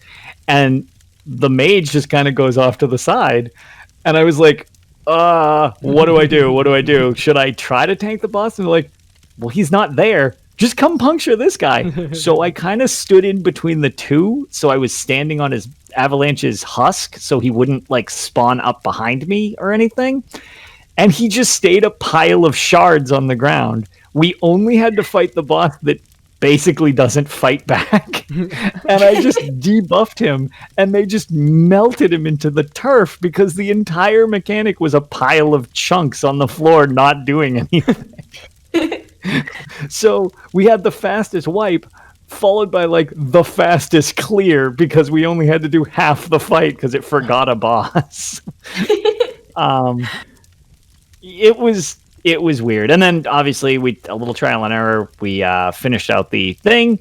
And I will say that although it had some interesting lag, on the flip side, that was probably the most functional run of Frostvault I've ever had. So I had that going for me. And then the only other thing I did, which is weird because I'm not as big into the social aspect of ESO, but shout out to the APF, which is my Trials Guild. We did a housing tour, and we just, instead of a trial, which this is the group we're pushing trial times and stuff like that, we do all our dungeon achievements. Instead of doing something endgame, we just went around as a giant group checking out each other's houses. Man, people are good at that. Like, my house is fine.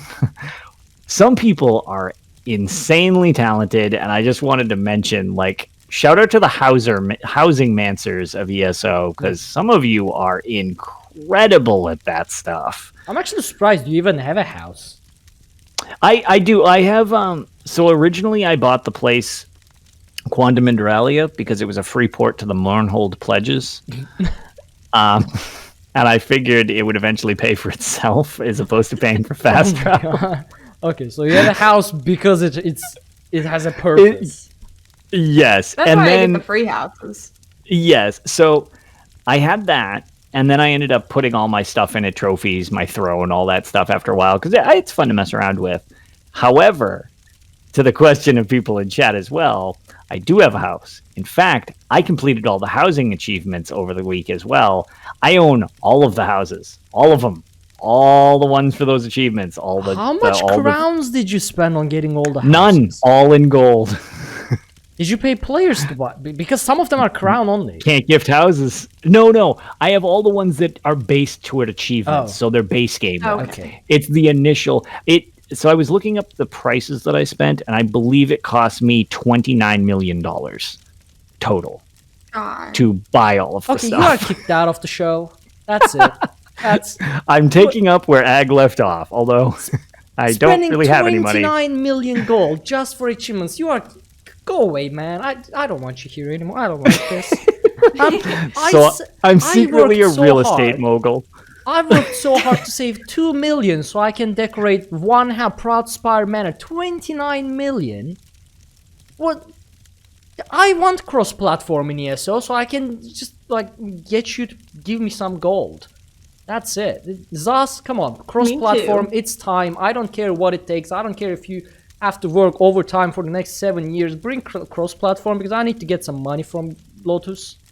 That's it. Well, that's just it. There's still a few stray ones I can buy, but I have all of the achievements plus several more of the houses because I was just like, look at all these things. How much gold do you still have?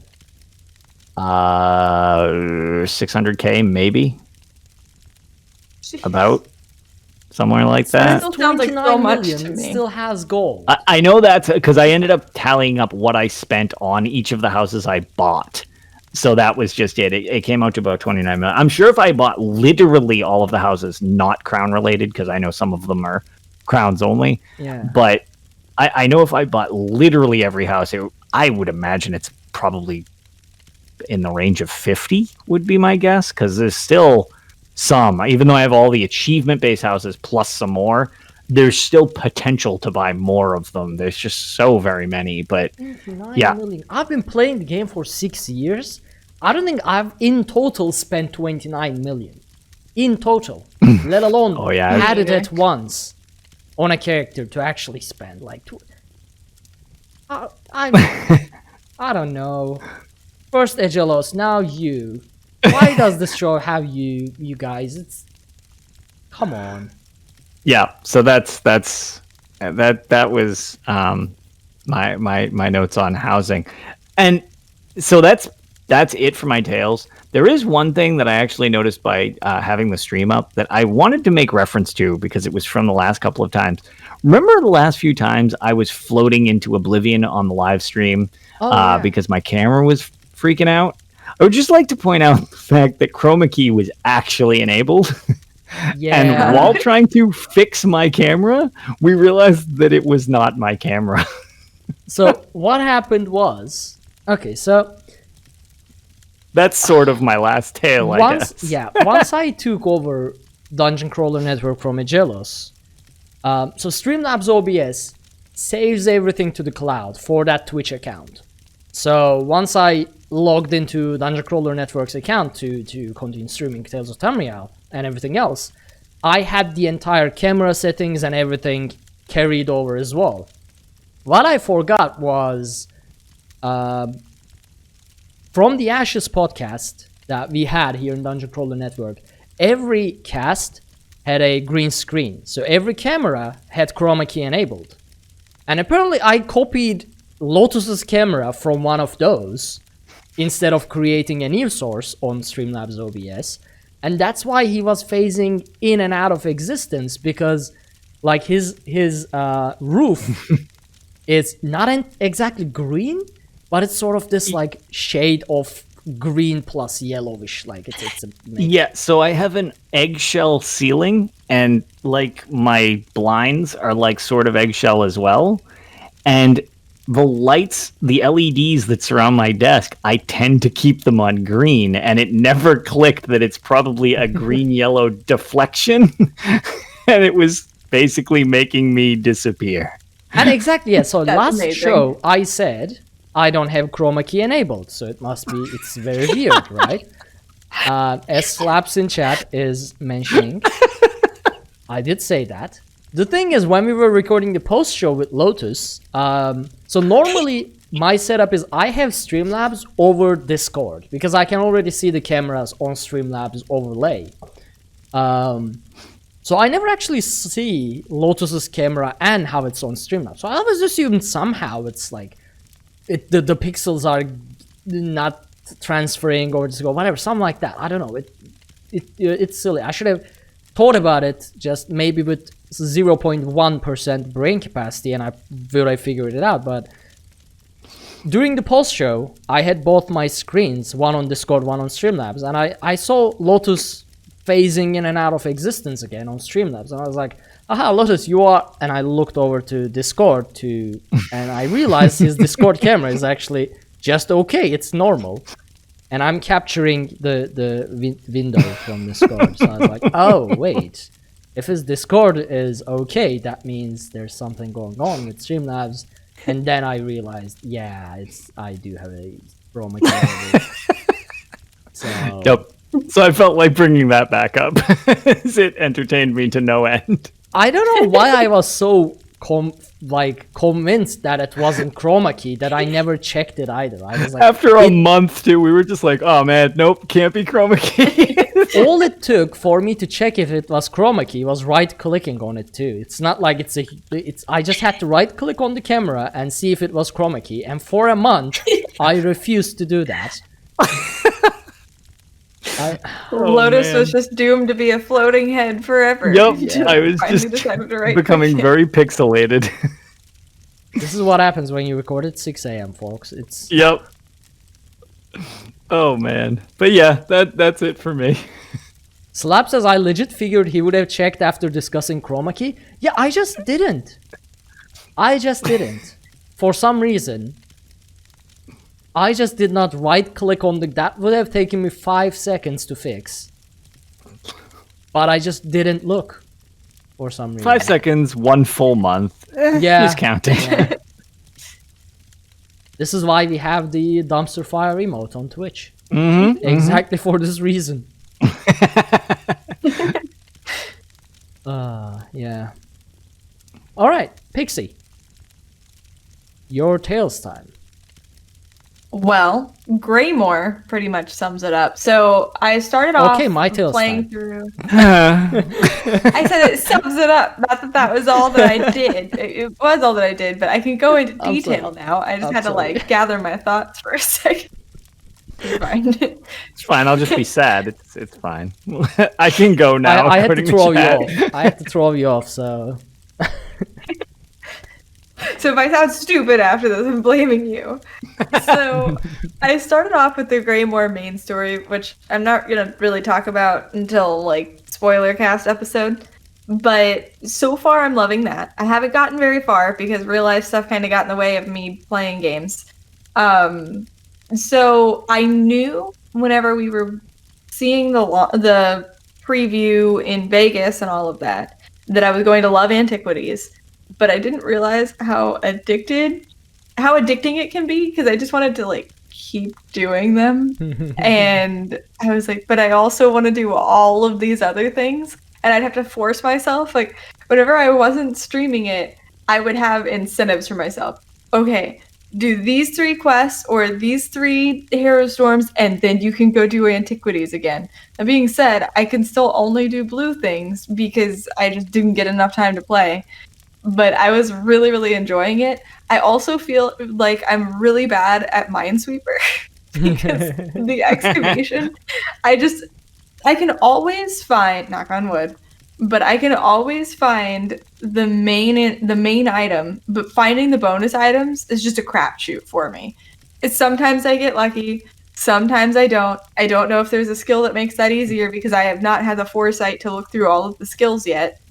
And I just dig around until I find some stuff. Usually in the green stuff, I usually find everything. But as far as the blue leads go, I'm really bad at finding the bonus stuff. The bonus stuff is random, so there is no actual way of looking for them, so you just hope that you get one. What I do is I go for you know how there are different levels of dirt? Some you have to click 4 times, some you have to... So once I get the main actual item, I just do the thinnest earth areas, like thinnest points, and I just click through them until a bonus loot either shows up or doesn't show up. That's what I do. It generally shows up. The way, like, I don't know why my brain just tells me that even though they're random, I still think it's going to be in the most well-guarded by dirt area there is on the dig site. So what I have a tendency to do, and I think I like your approach better because it's less heartache, is I'll go through, I only have the brush and then the first shovel you get right now. So I will use the brush to clear the topsoil. So I'm at the one that I think is 4 clicks. So you have that topsoil and then the rocks and then the smaller rocks and then the bottom stuff and then you're good.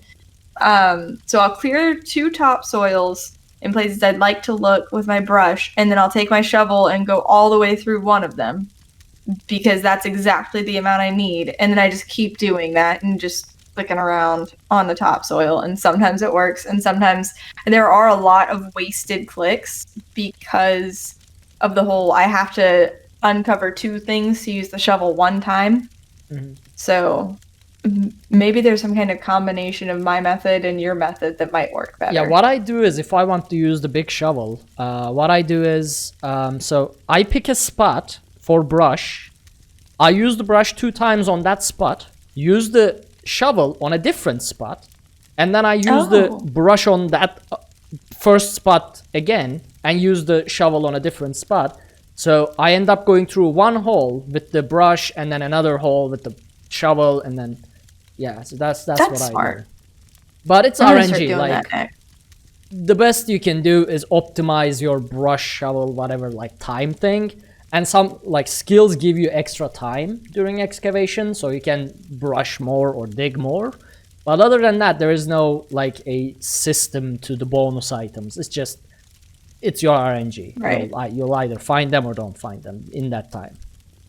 Yeah. Now, I haven't, like I said, I haven't gotten too much time to play. Coolest thing I've found so far are I got some body markings that were pretty cool. The blue Nordic ones. Those are really pretty. And then I think it was the dwarven face markings with the 3 stripes on the chin. I can't remember if that was Nordic or dwarven. I think it was dwarven because it wasn't blue. But I really liked both of them.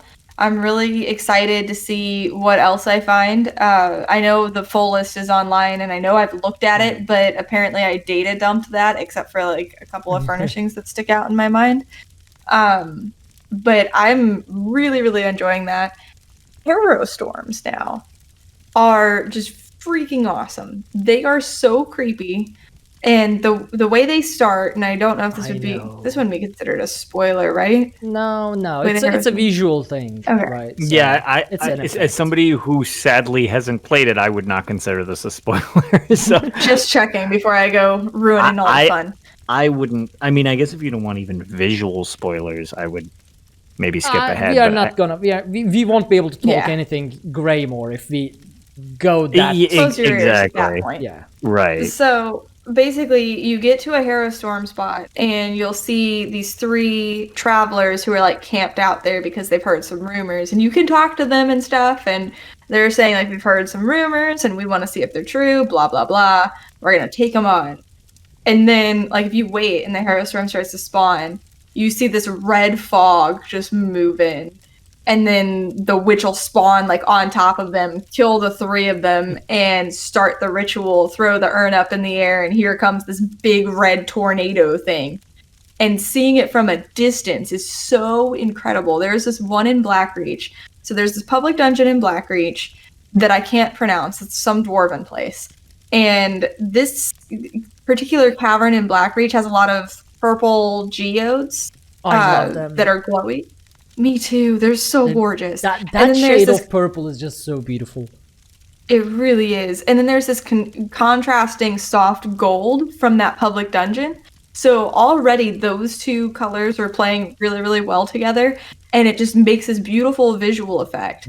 And then off in the corner, so if you're like positioned just right, you can see it. A Hero Storm spawns, and it's throwing this red up against the rocks. And it was just some of the most visually beautiful things I've ever seen in this game, are just all of these colors. And I was just in awe the entire time. I'm just hauling butt to the Hero Storm that I wanted for the daily. And it's just incredible. And just, I keep finding myself getting caught up in the most simple seeming things, like color theory in Blackreach. Why am I so stuck on this? But oh my god, it's so beautiful. We have the Veil deer that are so pretty. All of the Veil animals that they brought back from like Dawnguard, Skyrim, they're gorgeous. Seeing those again is just incredible. They are so pretty. Next to this sheer beauty of this glowing underground cavernous space. And they took the cool features of Blackreach in Skyrim, the game, and then just amplified it in ESO to where its beauty is just insane. And then you go up top and just this wave of nostalgia hits you because you see the mountains in the distance that you used to climb all over because you were convinced that it was faster to go over the mountains instead of around the mountains where the road was trying to take you. And you see Morthal again. And you see Solitude, and you walk up to the Blue Keep, and you walk into the Bard's College, and then you find out you can buy Proudspire Manor like I did, back in Skyrim, and it's just, it's mind-blowing. And I have hardly touched the main story. I have started it, but I have not gotten very far. And just knowing that there's so much more to do. Like today, I finally got to the 2 new public dungeons, and they have stepped up their public dungeon game. They are both so much fun. I thought, like, I knew Labyrinthian was going to be cool. Knew I was going to be happy with that one, and it was really, really cool. But I think I like the Dwarven one better. It was so interesting the way that quest played out, the time warp thing. My mind was blown through the entire thing, and it was just incredible. And the quest giver there looks just like Abner Tharn. People agree with me. He looks just like him. Okay, now I'll have to check it out because Abnor. I miss Abnor. Me too. I think he is Abnor. I really do. If I have a theory. Well, I mean, they wouldn't make him if they are gonna bring Abnor back, I don't think they would make him a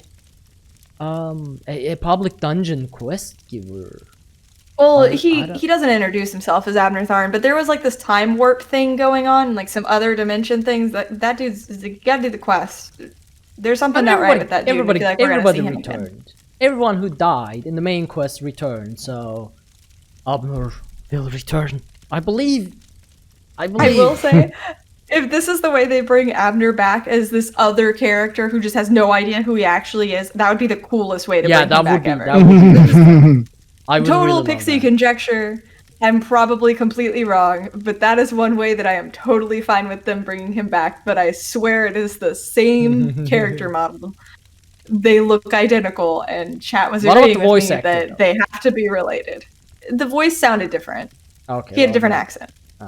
He was wearing like all these dwarven things, so his face was like partially like his forehead was partially obscured, but he's an Argonian.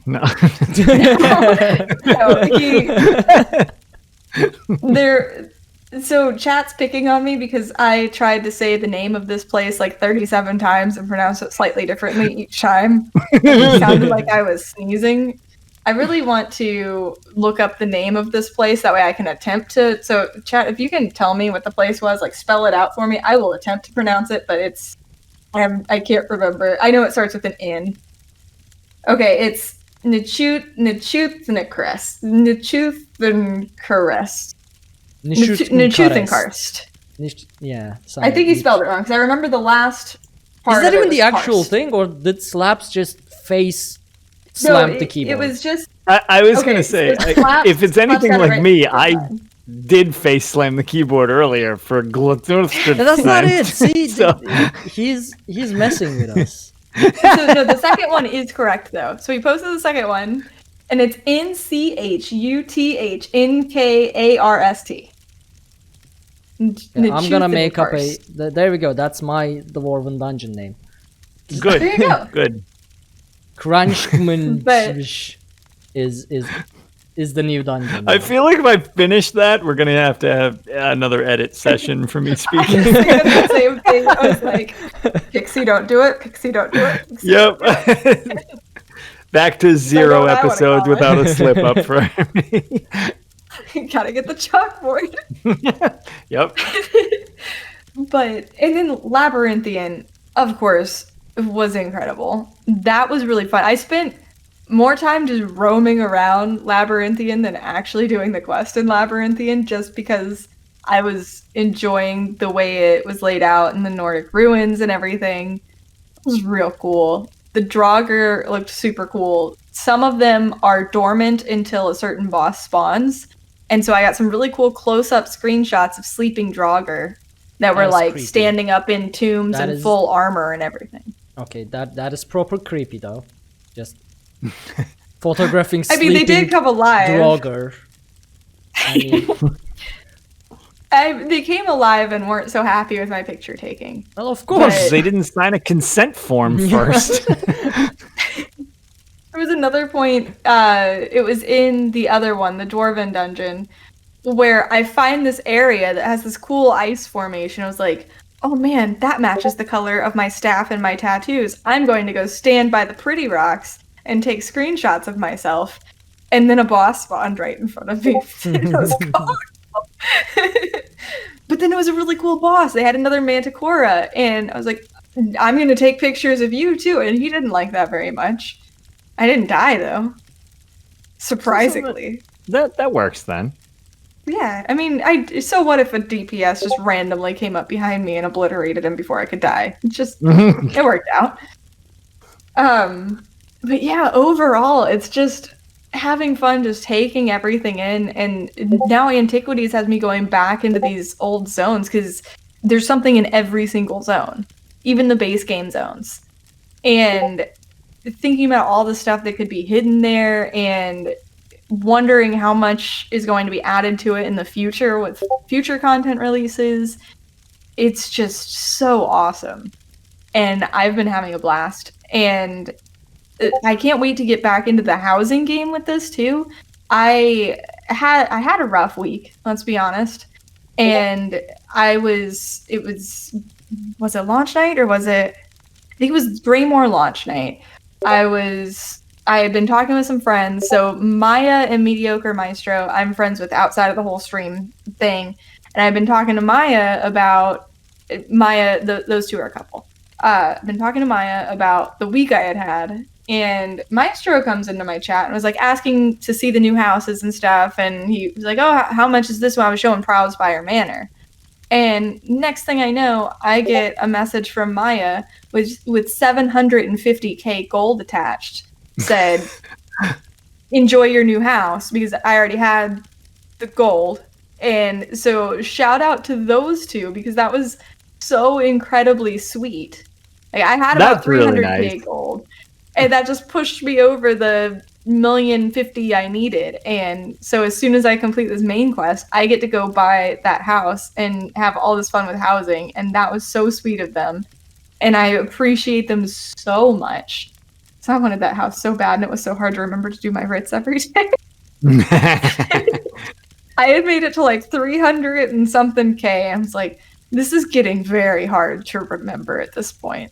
I still need to get better about that, but haven't yet.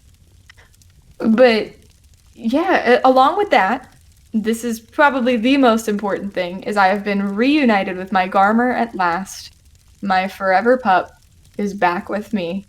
That faithful companion from Skyrim Dawnguard. Yeah, they named him Toothy for whatever reason, but I have renamed him to Greymoor, and my Greymoor is back with me. And then I also renamed, I think that's what they named the Death Hound. They give you this crazy looking monster dog, and they name him Toothy, which is hilarious. All right, sure, why not? Toothy it is. And then there's also, I forget what the mount's name is, but I got the Death Hound mount as well. And in Skyrim, so you have a choice of 2 Death Hounds that you can have as your companion. My boyfriend and I always took Greymoor, and that's why I'm so attached to Greymoor as my pet. The other Death Hound was named Kusith, so then I renamed my mount to Kusith. So I have Greymoor and Kusith back together, and we're a happy family. And that's going to be the pet for my Necromancer for as long as it possibly can be before something else that's even more nostalgic comes out. But I feel like it fits the whole Necromancer theme to have this undead dog thing. So I'm just so over the moon with this. And the performance has been better the last few days. I haven't had any issues logging in or playing the game. I'm going to be doing Vet Kind's Aegis tomorrow with the Lore Seekers trial team. And so I'll know for sure about performance at that point. I'm just elated with this whole thing. And that's my tales. Your turn, Art. So, first of all, there will be Discord noises in the audio version as well of this. Because I forgot to turn on my streamer mode. And I just talked with someone on Discord. Private, Nailed it. DMs. So yeah. I hopefully managed to turn it off now, but because if I switch, like if I try to do it now, we lose the cameras. Yep. Because I'm window capturing Discord. So yeah, sorry about that. It will happen. Because to edit it out, I would have to replace the whole audio with the Audacity recordings we have. But editing Audacity recordings take several hours, because they're individually edited out, and because they don't have a noise gate, they pick up everything, so they take too long to edit out. So yeah, I'm sorry about those are our backup files. Yeah, those are instead when of explosions. Yeah. So yeah, my tales. First things first. The prophecy has been fulfilled. The oath is complete, the promise has been kept, and I got rid of my guars. Yay! It was a glorious day. I am finally not having any guar mount or any guar pets. Whoever came into my house and moved the cage from over the guar. I know what you did. I don't know who you are. I have my suspects, but someone came into my house and actually freed the caged guars. But yeah, so no more guars. That was the last year's Extra Life Charity Marathon milestone. At least one of them. First one I had was using a guar pet and then a guar mount and then opening an Aldmeri Dominion character and then opening a high elf. So those last two weren't reached, but they will probably return as incentives next Extra Life Marathon. So keep that in mind. It will, I assume, happen in November again, Lotus? Yes, that is the plan. It will probably be, my guess would be mid-November. As we get closer, we'll kind of iron out exactly when it is. So, but yeah, right around November. We've done it once in December, but usually not before that. Yeah. So we will, when the time comes, we will announce everything like that. But if you want to start saving up money for when that time comes, you can start now. You have a few months. But yeah, I won't put a guar goal most likely this time because I've suffered enough. But there will be more things that you can make me suffer for the next few months or so. Anyway, so no more guars, at least until November comes again. I can play Elder Scrolls Online happily and without being reminded of the ugly guars and stuff like that. So, Greymoor. I planned out a 20-hour stream for Greymoor launch. I made sure that I would start a few hours after the launch so everything gets ironed out and things like that, right? So I started, I think, 5 p.m. Eastern or 9 p.m. GMT. It was midnight my time. And I tried to log in 1 hour before the stream started and spent 45 minutes in the character load place, like it was trying to character load. And then they scheduled a maintenance just as I went live. Basically, 5 p.m. EST, they scheduled a maintenance. The timing was amazing. Yeah, and 5 p.m. EST was when I announced and advertised and everything like that when my stream would start. Well, we started the stream anyway because like I had this whole like screenshot with information and everything on it prepared. I was trying to be a bit more professional, you know. But we checked out the cinematics, we went over the patch notes for the next couple hours, and then the servers went up and we actually jumped in. Yeah, it was indeed a true dumpster fire fashion, just the whole 20-hour stream starting with a server maintenance. So I jumped in. The first thing I did was obviously just run around a little bit, figure out, like, look at the scenery, and Pixie explained how beautiful it is in a very nice way, so I'm not going to go over it again, but it is beautiful, especially Western Skyrim. I don't like Blackreach as much, mainly because I tried to get to a sky shard for 20 minutes, and I couldn't. I kept getting lost, and I kept making circles. I still don't know how you get up there. There's a sky shard high up on a cliff, and I couldn't figure out how to get there.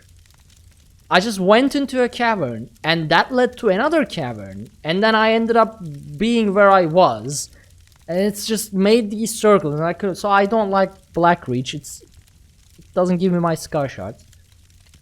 Anyway, so I got into obviously the antiquities because it was a spoiler-free. Stream, so I wasn't doing any quest, so I was doing antiquities. Very early into the stream, I found 2 purple antiquities. One gave me a major adornment for a crown, like 2 dragon symbol crown, and the other was the Snow Prince throne of the Snow Prince, something like that. The guy got killed by the kid, and those are purple antiquities, purple leads, and I figured to be able to scry purple antiquities, you have to reach rank like 5 on your scrying, right? It's such a grind. Oh my god. leveling up antiquity is a massive grind. I went to Artaeum because apparently that's the smallest zone. So you can do 1 green, 1 blue, 1 green, 1 blue antiquity very fast. Because it's small, you have to run for like only 5 seconds. I spent the next, I don't know how many hours, doing just the same 2 antiquities back to back in Artaeum. It was painful. And we got another server maintenance in the middle of that. So I took a break from it. I spent 2 hours showing chat random screenshots and doing my best to, I don't know, spend 2 hours without stopping to stream. Just rambling on. And I'm back to more antiquities. Eventually I made it, and the purple scrying and purple excavation, it is actually, like, it does require some consideration. It's not easy. I haven't seen the yellow ones, but I assume the yellow ones will actually require some, like, planning out. Unless, as long as you want to, like, get all of the 6 shiny things, so you have to go to only one zone. So yeah, it is a massive grind though. It takes some solid time. I haven't been able to find any more purple antiquities since then. One of the purple ones I found was in the room of High King Svalgrim, and I think it's a fixed spot spawn. If you go into the room of King Svalgrim and you turn right, there's a nightstand between like a wardrobe and a mirror and things like that. I think it spawns as a fixed point there because it was like a shining item. It looked like a book or something. I thought it was a lore book. I clicked on it and I got the lead. So that's one place I can tell you where it spawns. I don't think it's always there though. Yeah, there are some fixed spawns, as Kiz in chat mentioned. That's the only one I know so far. I'm sure someone has a guide on it if you want to, just look for them yourself. But yeah. So after that, I did some Hero Storms. Hero Storms are really fun to tank, especially if there are not many people, because it will spawn so many mini bosses like gargoyles, scarecrows, witches. I was tanking 7-8 mini flesh golems and things like that. It is very fun to tank, and as Pix said, the effects are very cool. My GPU was suffering a lot because there are so many things going on at the same time. So I have to lower the settings a bit when I'm doing Hero Storms. Maybe it will get improved though. I mean, maybe it's because it is super crowded and whatnot at the moment because everyone's doing them. What else did I do? So Hero Storms there. So I changed my character outfit to utilize the new Swordtain outfit style that came with the Digital Collector's Edition. I really love the helmets, but it covers my, like, with every other heavy helm, it gets, like, your beard vanishes, so I'm not using it. I combined it with Ancestral Nord helmet and shoulders, skin changer legs, and I think Fang Layer boots, and the rest is Swordtain, which is looking nice. Except I need one shield, the Horned Dragon Shield, to complete my outfit. It will go really well. It is one of the battleground outfit styles. I have most of the battleground outfit styles because that's like the main PvP thing I do. But goodness me, the shield is not dropping. It just doesn't. I've been trying extra careful, extra hard for the last 2 days just to complete my outfit. It is not dropping. And once the stream ends, because I already slept, I will edit the show really fast and I will go back to Battlegrounds. I need that shield. But yeah, The shield is not dropping. Let me go throw myself at it for 15 need to more work hours. on shield more. So yeah, that is my plan for the next, I think, week, because if I can't complete that outfit, I'm not gonna. That is gonna be in the back of my head all the time. Okay, I need that shield, otherwise I can't play anymore. That is my whole purpose now. That trial seems falling apart because Ark doesn't have his shield. He's just lost my the will tanking to will go adventure. bad. Nothing will make sense anymore. I need that shield. Now that you mentioned the trial, we actually... Yep. Ark doesn't get a shield. The show is cancelled as well. No more episodes until that shield drops. You know? Yep. It's just a live stream of just hundreds of hours of you grinding in Battleground, desperately trying to go for the shield. But now that you mentioned trial, we actually did the Kind's Aegis with Lore Seekers Peace European Mega Server Guild with our progression group. We went in there veteran blind, so no one knew any of the mechanics. Luna didn't know the mechanics. No one explained anything, so we just started throwing ourselves at it, trying to figure out what to do. And there was some mechanics that we didn't understand, so we installed this Hodor add-on called Hodor Reflexes. Yeah. It's such a cheat. I feel bad for using it. But it makes everything so much easier. Oh my god. It is insane. I feel so bad for using it. But also at the same time, it's insane. It's like every heavy attack, anything that you need to dodge, it gives you with a timer on the screen. It's this bar that fills up like crashing wave. It's great. That's what that add-on was? I saw that when I was watching you, but I didn't realize what that was. Goodness. What? So there's a few that are kind of like that. There's Hodor Reflexes, Codes, Combat Alerts, and Raid Notifier. We have all three installed you right don't now. miss mechanics. Oh my god. It's like nothing. You can just black out the entire screen and just look at the add-ons. It's like the boss is about to do a heavy attack and I get this like so one of the things was called Sea Adder. It's a flying snake, and it's like it does this spit that deals massive poison damage over time. And it's so difficult to see normally because you know me, when there are that many effects, I don't notice the heavy attack sparkles. So I'll just take it to the face. This thing in the middle of the screen just shows like a countdown with a bar. Like it's not just numbers either, it's a bar as well.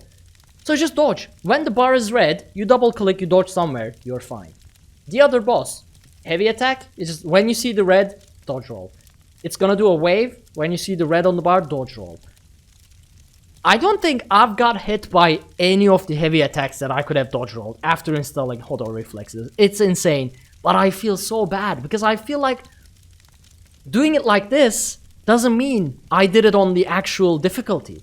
Raid Notifier, okay. It's not that comprehensive. It doesn't tell you, like, it tells you you're, for example, oh, you are getting targeted by the Zamaja's heavy attack. But it doesn't give you this very nice dodge now bar with the visuals and everything. It's such a cheat. I feel bad. So I don't feel bad because I've done my time on console.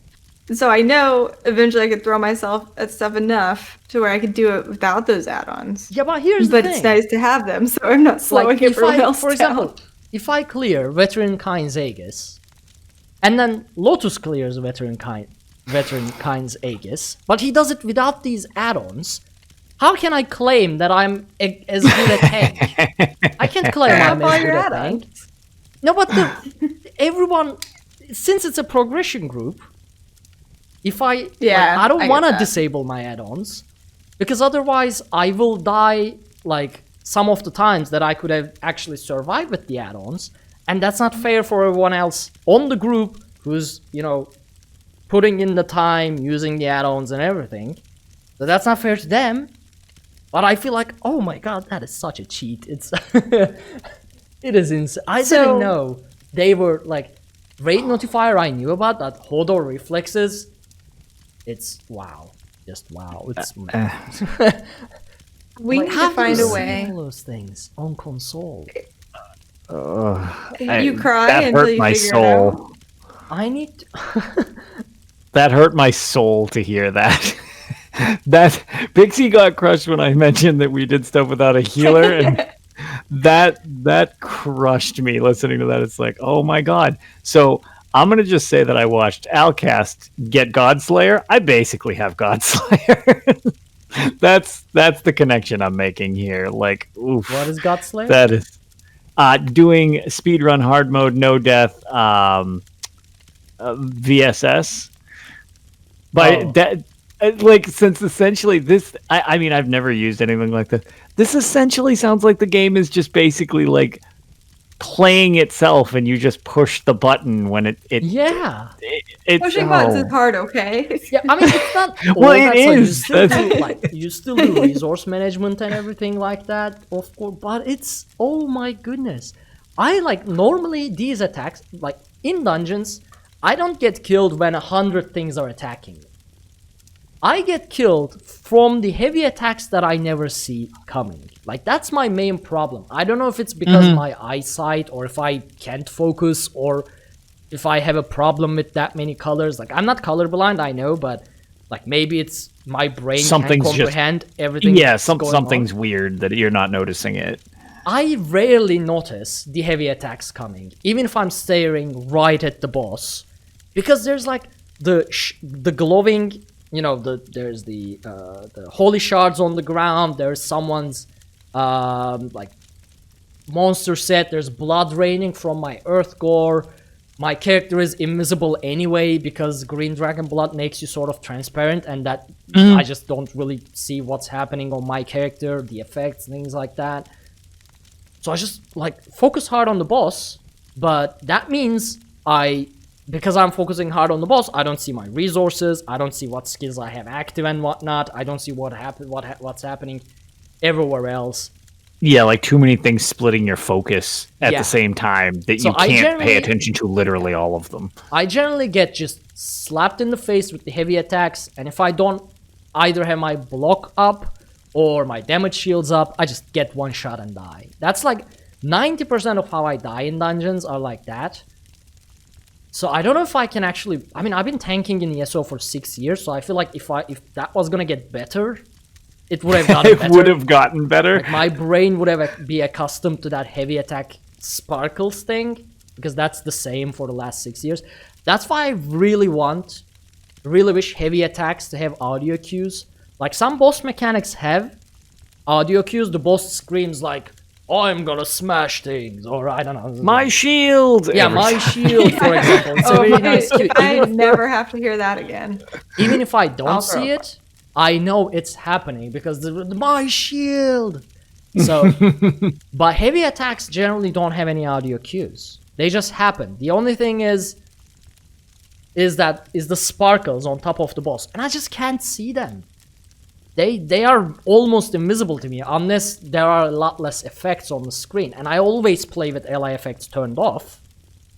So I don't know, maybe like if that had an audio cue, sort of, I don't know, like a whoosh effect, something individual to every boss, a grunting, then I could not use the add-on. But as it is, I feel like if I stop using the add-on, I will let everybody down in the progression group, because I will be dying a lot. I know myself. I've been dying a lot to those attacks all this time. So, yeah. But it does feel like cheating, and I'm like, oof. Wow. I mean, so I played without add-ons for 4 years, so I don't really feel bad about using them now, because I feel like I've done my time on the struggle bus as far as no add-ons are concerned. But if we ever figure out a way to play together where we're not having connection issues, and we could get some other willing victims, I will gladly run whatever you want with no add-ons. No, if you just want to see how it is to play it on console. Like, I will still do dungeons without add-ons, any of those add-ons, because our dungeon team, it's a struggle bus team, and it is what it is. It's a progression trials team. Yeah, this is a progression trial team. People are there to actually finish it.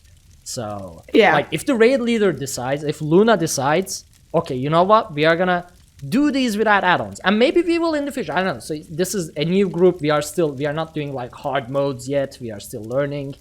Sure, you maybe in clear the it once before you start trying to like jump the entire mountain at the same time. Exactly. Like, we haven't cleared Kind's Aegis. I mean, it's blind. It was blind.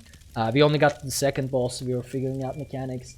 And, for example, we didn't clear Veteran Cloud Rest. The server borking out every single time was a huge... Like, Yeah, that'll it do had it. a huge effect in that. But, like, we even with add-ons, we haven't cleared them. So, like, I'm not there to do the claim yet. As in, hey, I am this great tank that I can tank all of the trials in the game. But yeah, once I do clear them with the add-ons, I really want to go for without add-ons and without actually getting wrecked all the time that I stop the entire progression. So, but yeah. Yeah, if you ever want to run, like, we can try. I mean, obviously we have ping issues, so it's kind of it's an offer, but it's not really going to be a good offer. We can find some people who are also interested in just having a struggle bus night and some trials. I'll throw myself at something all night. I will not attempt trials, veteran trials in North American Mega Server. No, not with that. Yeah, understandable. I already, like, 250 ping, in my opinion, is a bit too much to be doing veteran trials.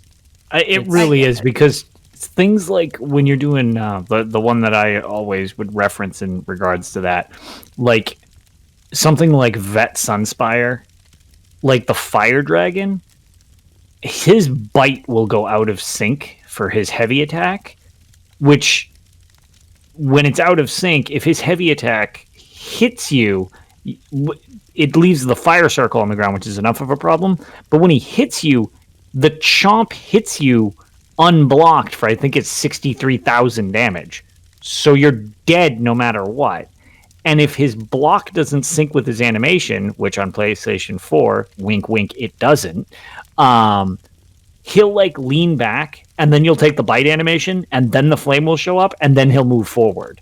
So like, if you can't block that, there's like nothing to do.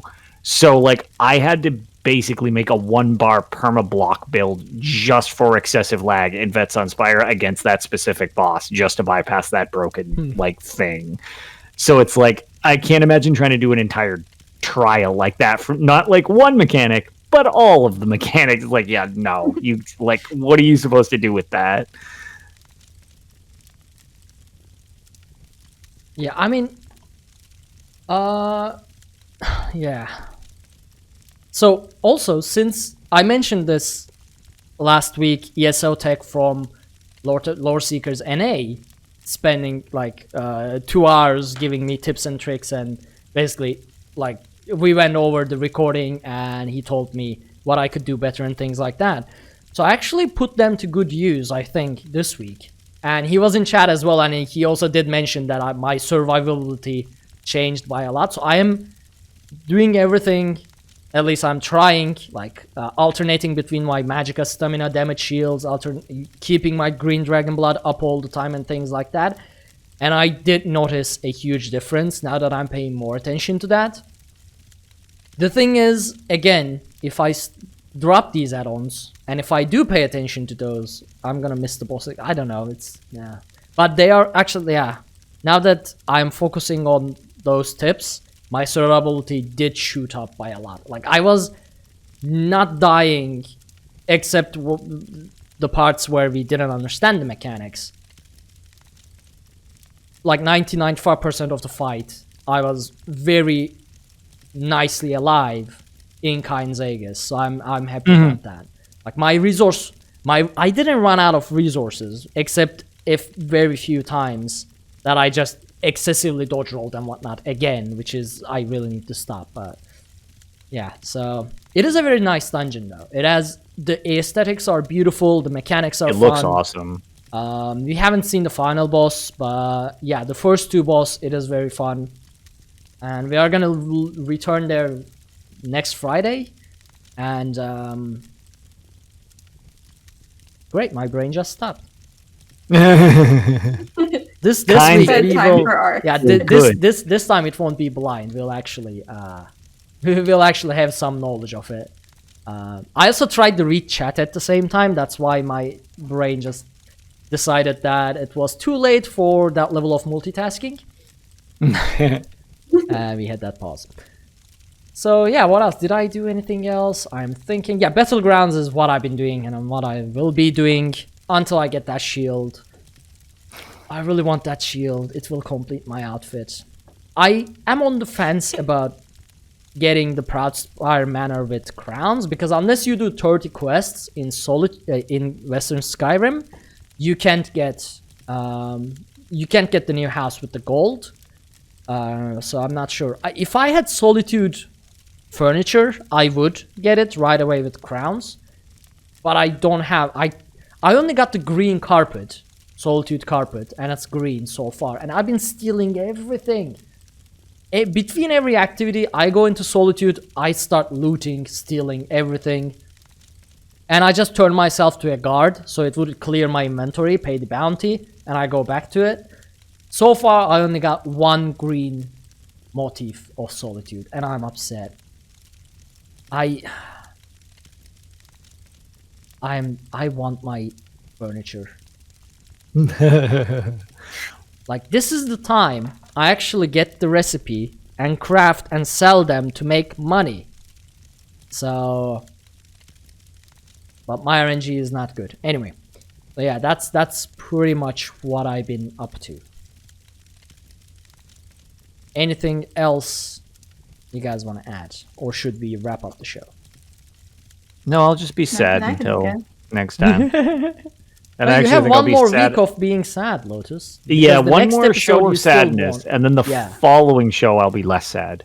Yeah, unless everything burns up and goes up in flame in console launch as well, and you still don't get to play, and then we get to walk you one more week. Well, I was saying, like, as it drops June 9th, I also like to think that I practice what I preach. Since I was kind of surprised so many people were surprised by the Rocky launch, I'm not expecting much. I assume my first day playing this will actually be June 10th. I'm going to try to log in once, and when it inevitably doesn't work, I'm going to be like, okay, cool, I'm going to do something else. So, because I assume it's just server's going to need to go down, they're going to need to fix stuff. It's like, yeah, it will. They've probably learned something from what happened here. Like, we're probably not going to get a free version of the game briefly. Like, I don't think that'll get repeated. But yeah, just in general, the control of the actual situation with so many people hitting it is just, that's something that, like, man, there's only so much you can account for. And even if you've got a bunch of things prepped and one thing slips by, it's like, oh boy, like, this was enough, and this spiraled into all these other issues. So, whoops, kind of like situation indeed. Whoopsie. That was not meant to happen. All right, well, actually, so we have some stuff that we are working on that will be fun if it actually works, but so far things went wrong a bit, so those plans are delayed, and we can't announce them. Surprise. It actually went wrong outside of our control this time, so yeah, but we do have some new stuff planned. In addition to that, I'm actually gonna run this by you guys live, so why not? Oh no. I'm thinking of a new section we can add to the show. So before I was on Tales of Tamriel, I featured as a guest host back in like episode 25 once, and then I thought, okay, you know what? I'm gonna try starting my own podcast with some IRL friends. We only recorded 2 episodes, and then we decided not to. But we had this section called the Untold Stories, which I think might work well with our group here and with some community engagement and Tales of Tamriel. So what we would do is, every week we would find a location in Tamriel. You know, sometimes you see these not points of interest, but like a skeleton with some items nearby, a camp. You see these... Yeah, not a point of interest as in the game has labeled this point of interest with an eyeball, but like an interesting point on the map that you found. Yes, like there is no information about it. It's not tied to any quest. Sometimes it is, sometimes it's not. It's just these random scenes on the map. So we will find one of these every week, decide on one, and we will each write our own version of what we think happened there. Sort of like a fan story. It can be either from the character's point of view, it can be just like telling a story, it can just be like, okay, I think this is what happened here. That sort of thing. And if everybody else wants, we will share this on Twitter and Discord every week. At the start of the week, for example, with the release of this show, we would post the scene for the next week. And if anyone wants, they could send us their versions with the email, and we could read them as well and things like that. And I think this could be a fun addition, fun section to the show. I love this idea. Yeah, I'm a big fan of this. So I already have a screenshot. I'm definitely in. I found a spot in Greymoor as well, which sparked the idea again. I was like, oh, wait, we can do this. Yep. We can bring this. I love that idea. I have a base game one that'll just ruin everybody because it's the saddest thing I've ever seen. Wow. So that went dark real quick. Well, I took most a picture of these scenes are dark. When I saw it, I was like, "Oh God!" It's like, "What? This is awful!" Like, "Oh no!" So yeah, I'll share that one, and that will be for a different time. So amazing idea! I really like this a lot. Exactly, yeah, like a creative writing prompt. Yes. Yeah, exactly. All right, so since everyone agreed, we will share that. Well, the first one at some time at the beginning of this week on our Twitter, on our Discord, Facebook, Instagram, things like that. And yeah, if you want, you can send your version of it. Well, do follow us on the social medias so you get to see the scenery. And for the future episodes, we can, I guess, show it on the show as well. We don't have it prepared yet for this specific show, but for the next episode, we can just tell you where it is on the map. And if you watch the video version, we will show you in our overlays as well. Yeah. So yeah, I love this idea. Fun. All right. Yep. Well, Lotus, tell everybody where they can find you. I am on Twitter, Discord, Twitch as Lotus of Doom. You can pretty much find me any of those places, just doing my thing. So, all right, Pixie, where can people find you? You can find me on Twitch and Instagram at HyperPixie Gaming, and on Twitter at HyperPixie Games because of Twitter's character limits. Well, the same character limit we also suffer from, because you can follow Dungeon Crawler Network on Twitter at DungeonCrawlNet, and you can follow our Elder Scrolls specific Twitter account at Tales of Tamriel. You can follow us at Instagram, again our Elder Scrolls specific account, Tales of Tamriel Podcast. You can follow me at twitter.com/Arkhaniir, that is ARKHANIIR. You can follow our Twitch at twitch.tv/Dungeon Crawler Network, where we stream a lot, both this show and all the Elder Scrolls Online gameplay streams and things like that. We do have a YouTube channel, youtube.com/Dungeon Crawler Network, where we post the shows and post the trial runs we do now with Lore Seekers PC European Mega Server Guild. You can check our Patreon at patreon.com/Dungeon Crawler Network. Right now, there is only one tier there. That is the $3 tier. It has the same benefits as the Twitch subscription, but Twitch subscription is $5, but you get, the emotes and things. So Patreon is sort of like a cheaper version if you don't use Twitch or don't want to pay 50% to Twitch itself. So yeah. Don't forget to check out, if you use iTunes, you can drop us a 5-star review there that we will read. Hopefully you won't mention any Elves or any Aldmeri Dominion stuff or any Guars, but even if you do, we will still appreciate it. You can listen to the show.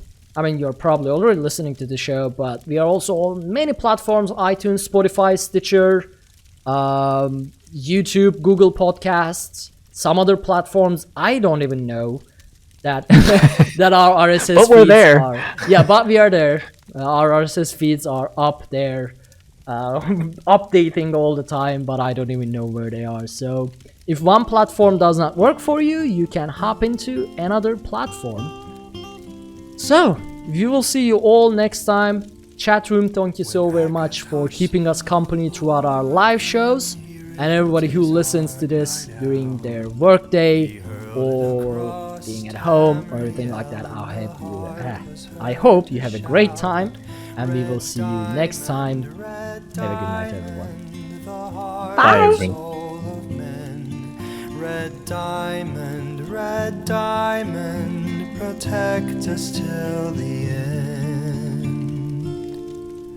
The laughing heart sprayed blood afar, a gout on sear it fell, and like a dart shot to its mark down in an alien well. Magic effused the Lorcan blood to crystal red and strong. Then wild elves cut and polished it down to chimel at a ball. Red diamond, the heart and soul of men. Red diamond, protect us till the end. When elves lost Nirn to men, Akatosh gave the stone to Saint Alesh in token of her right to sit the throne. Red diamond, the heart and soul of men. Red diamond, protect us till the end. Red diamond, protect us till the end.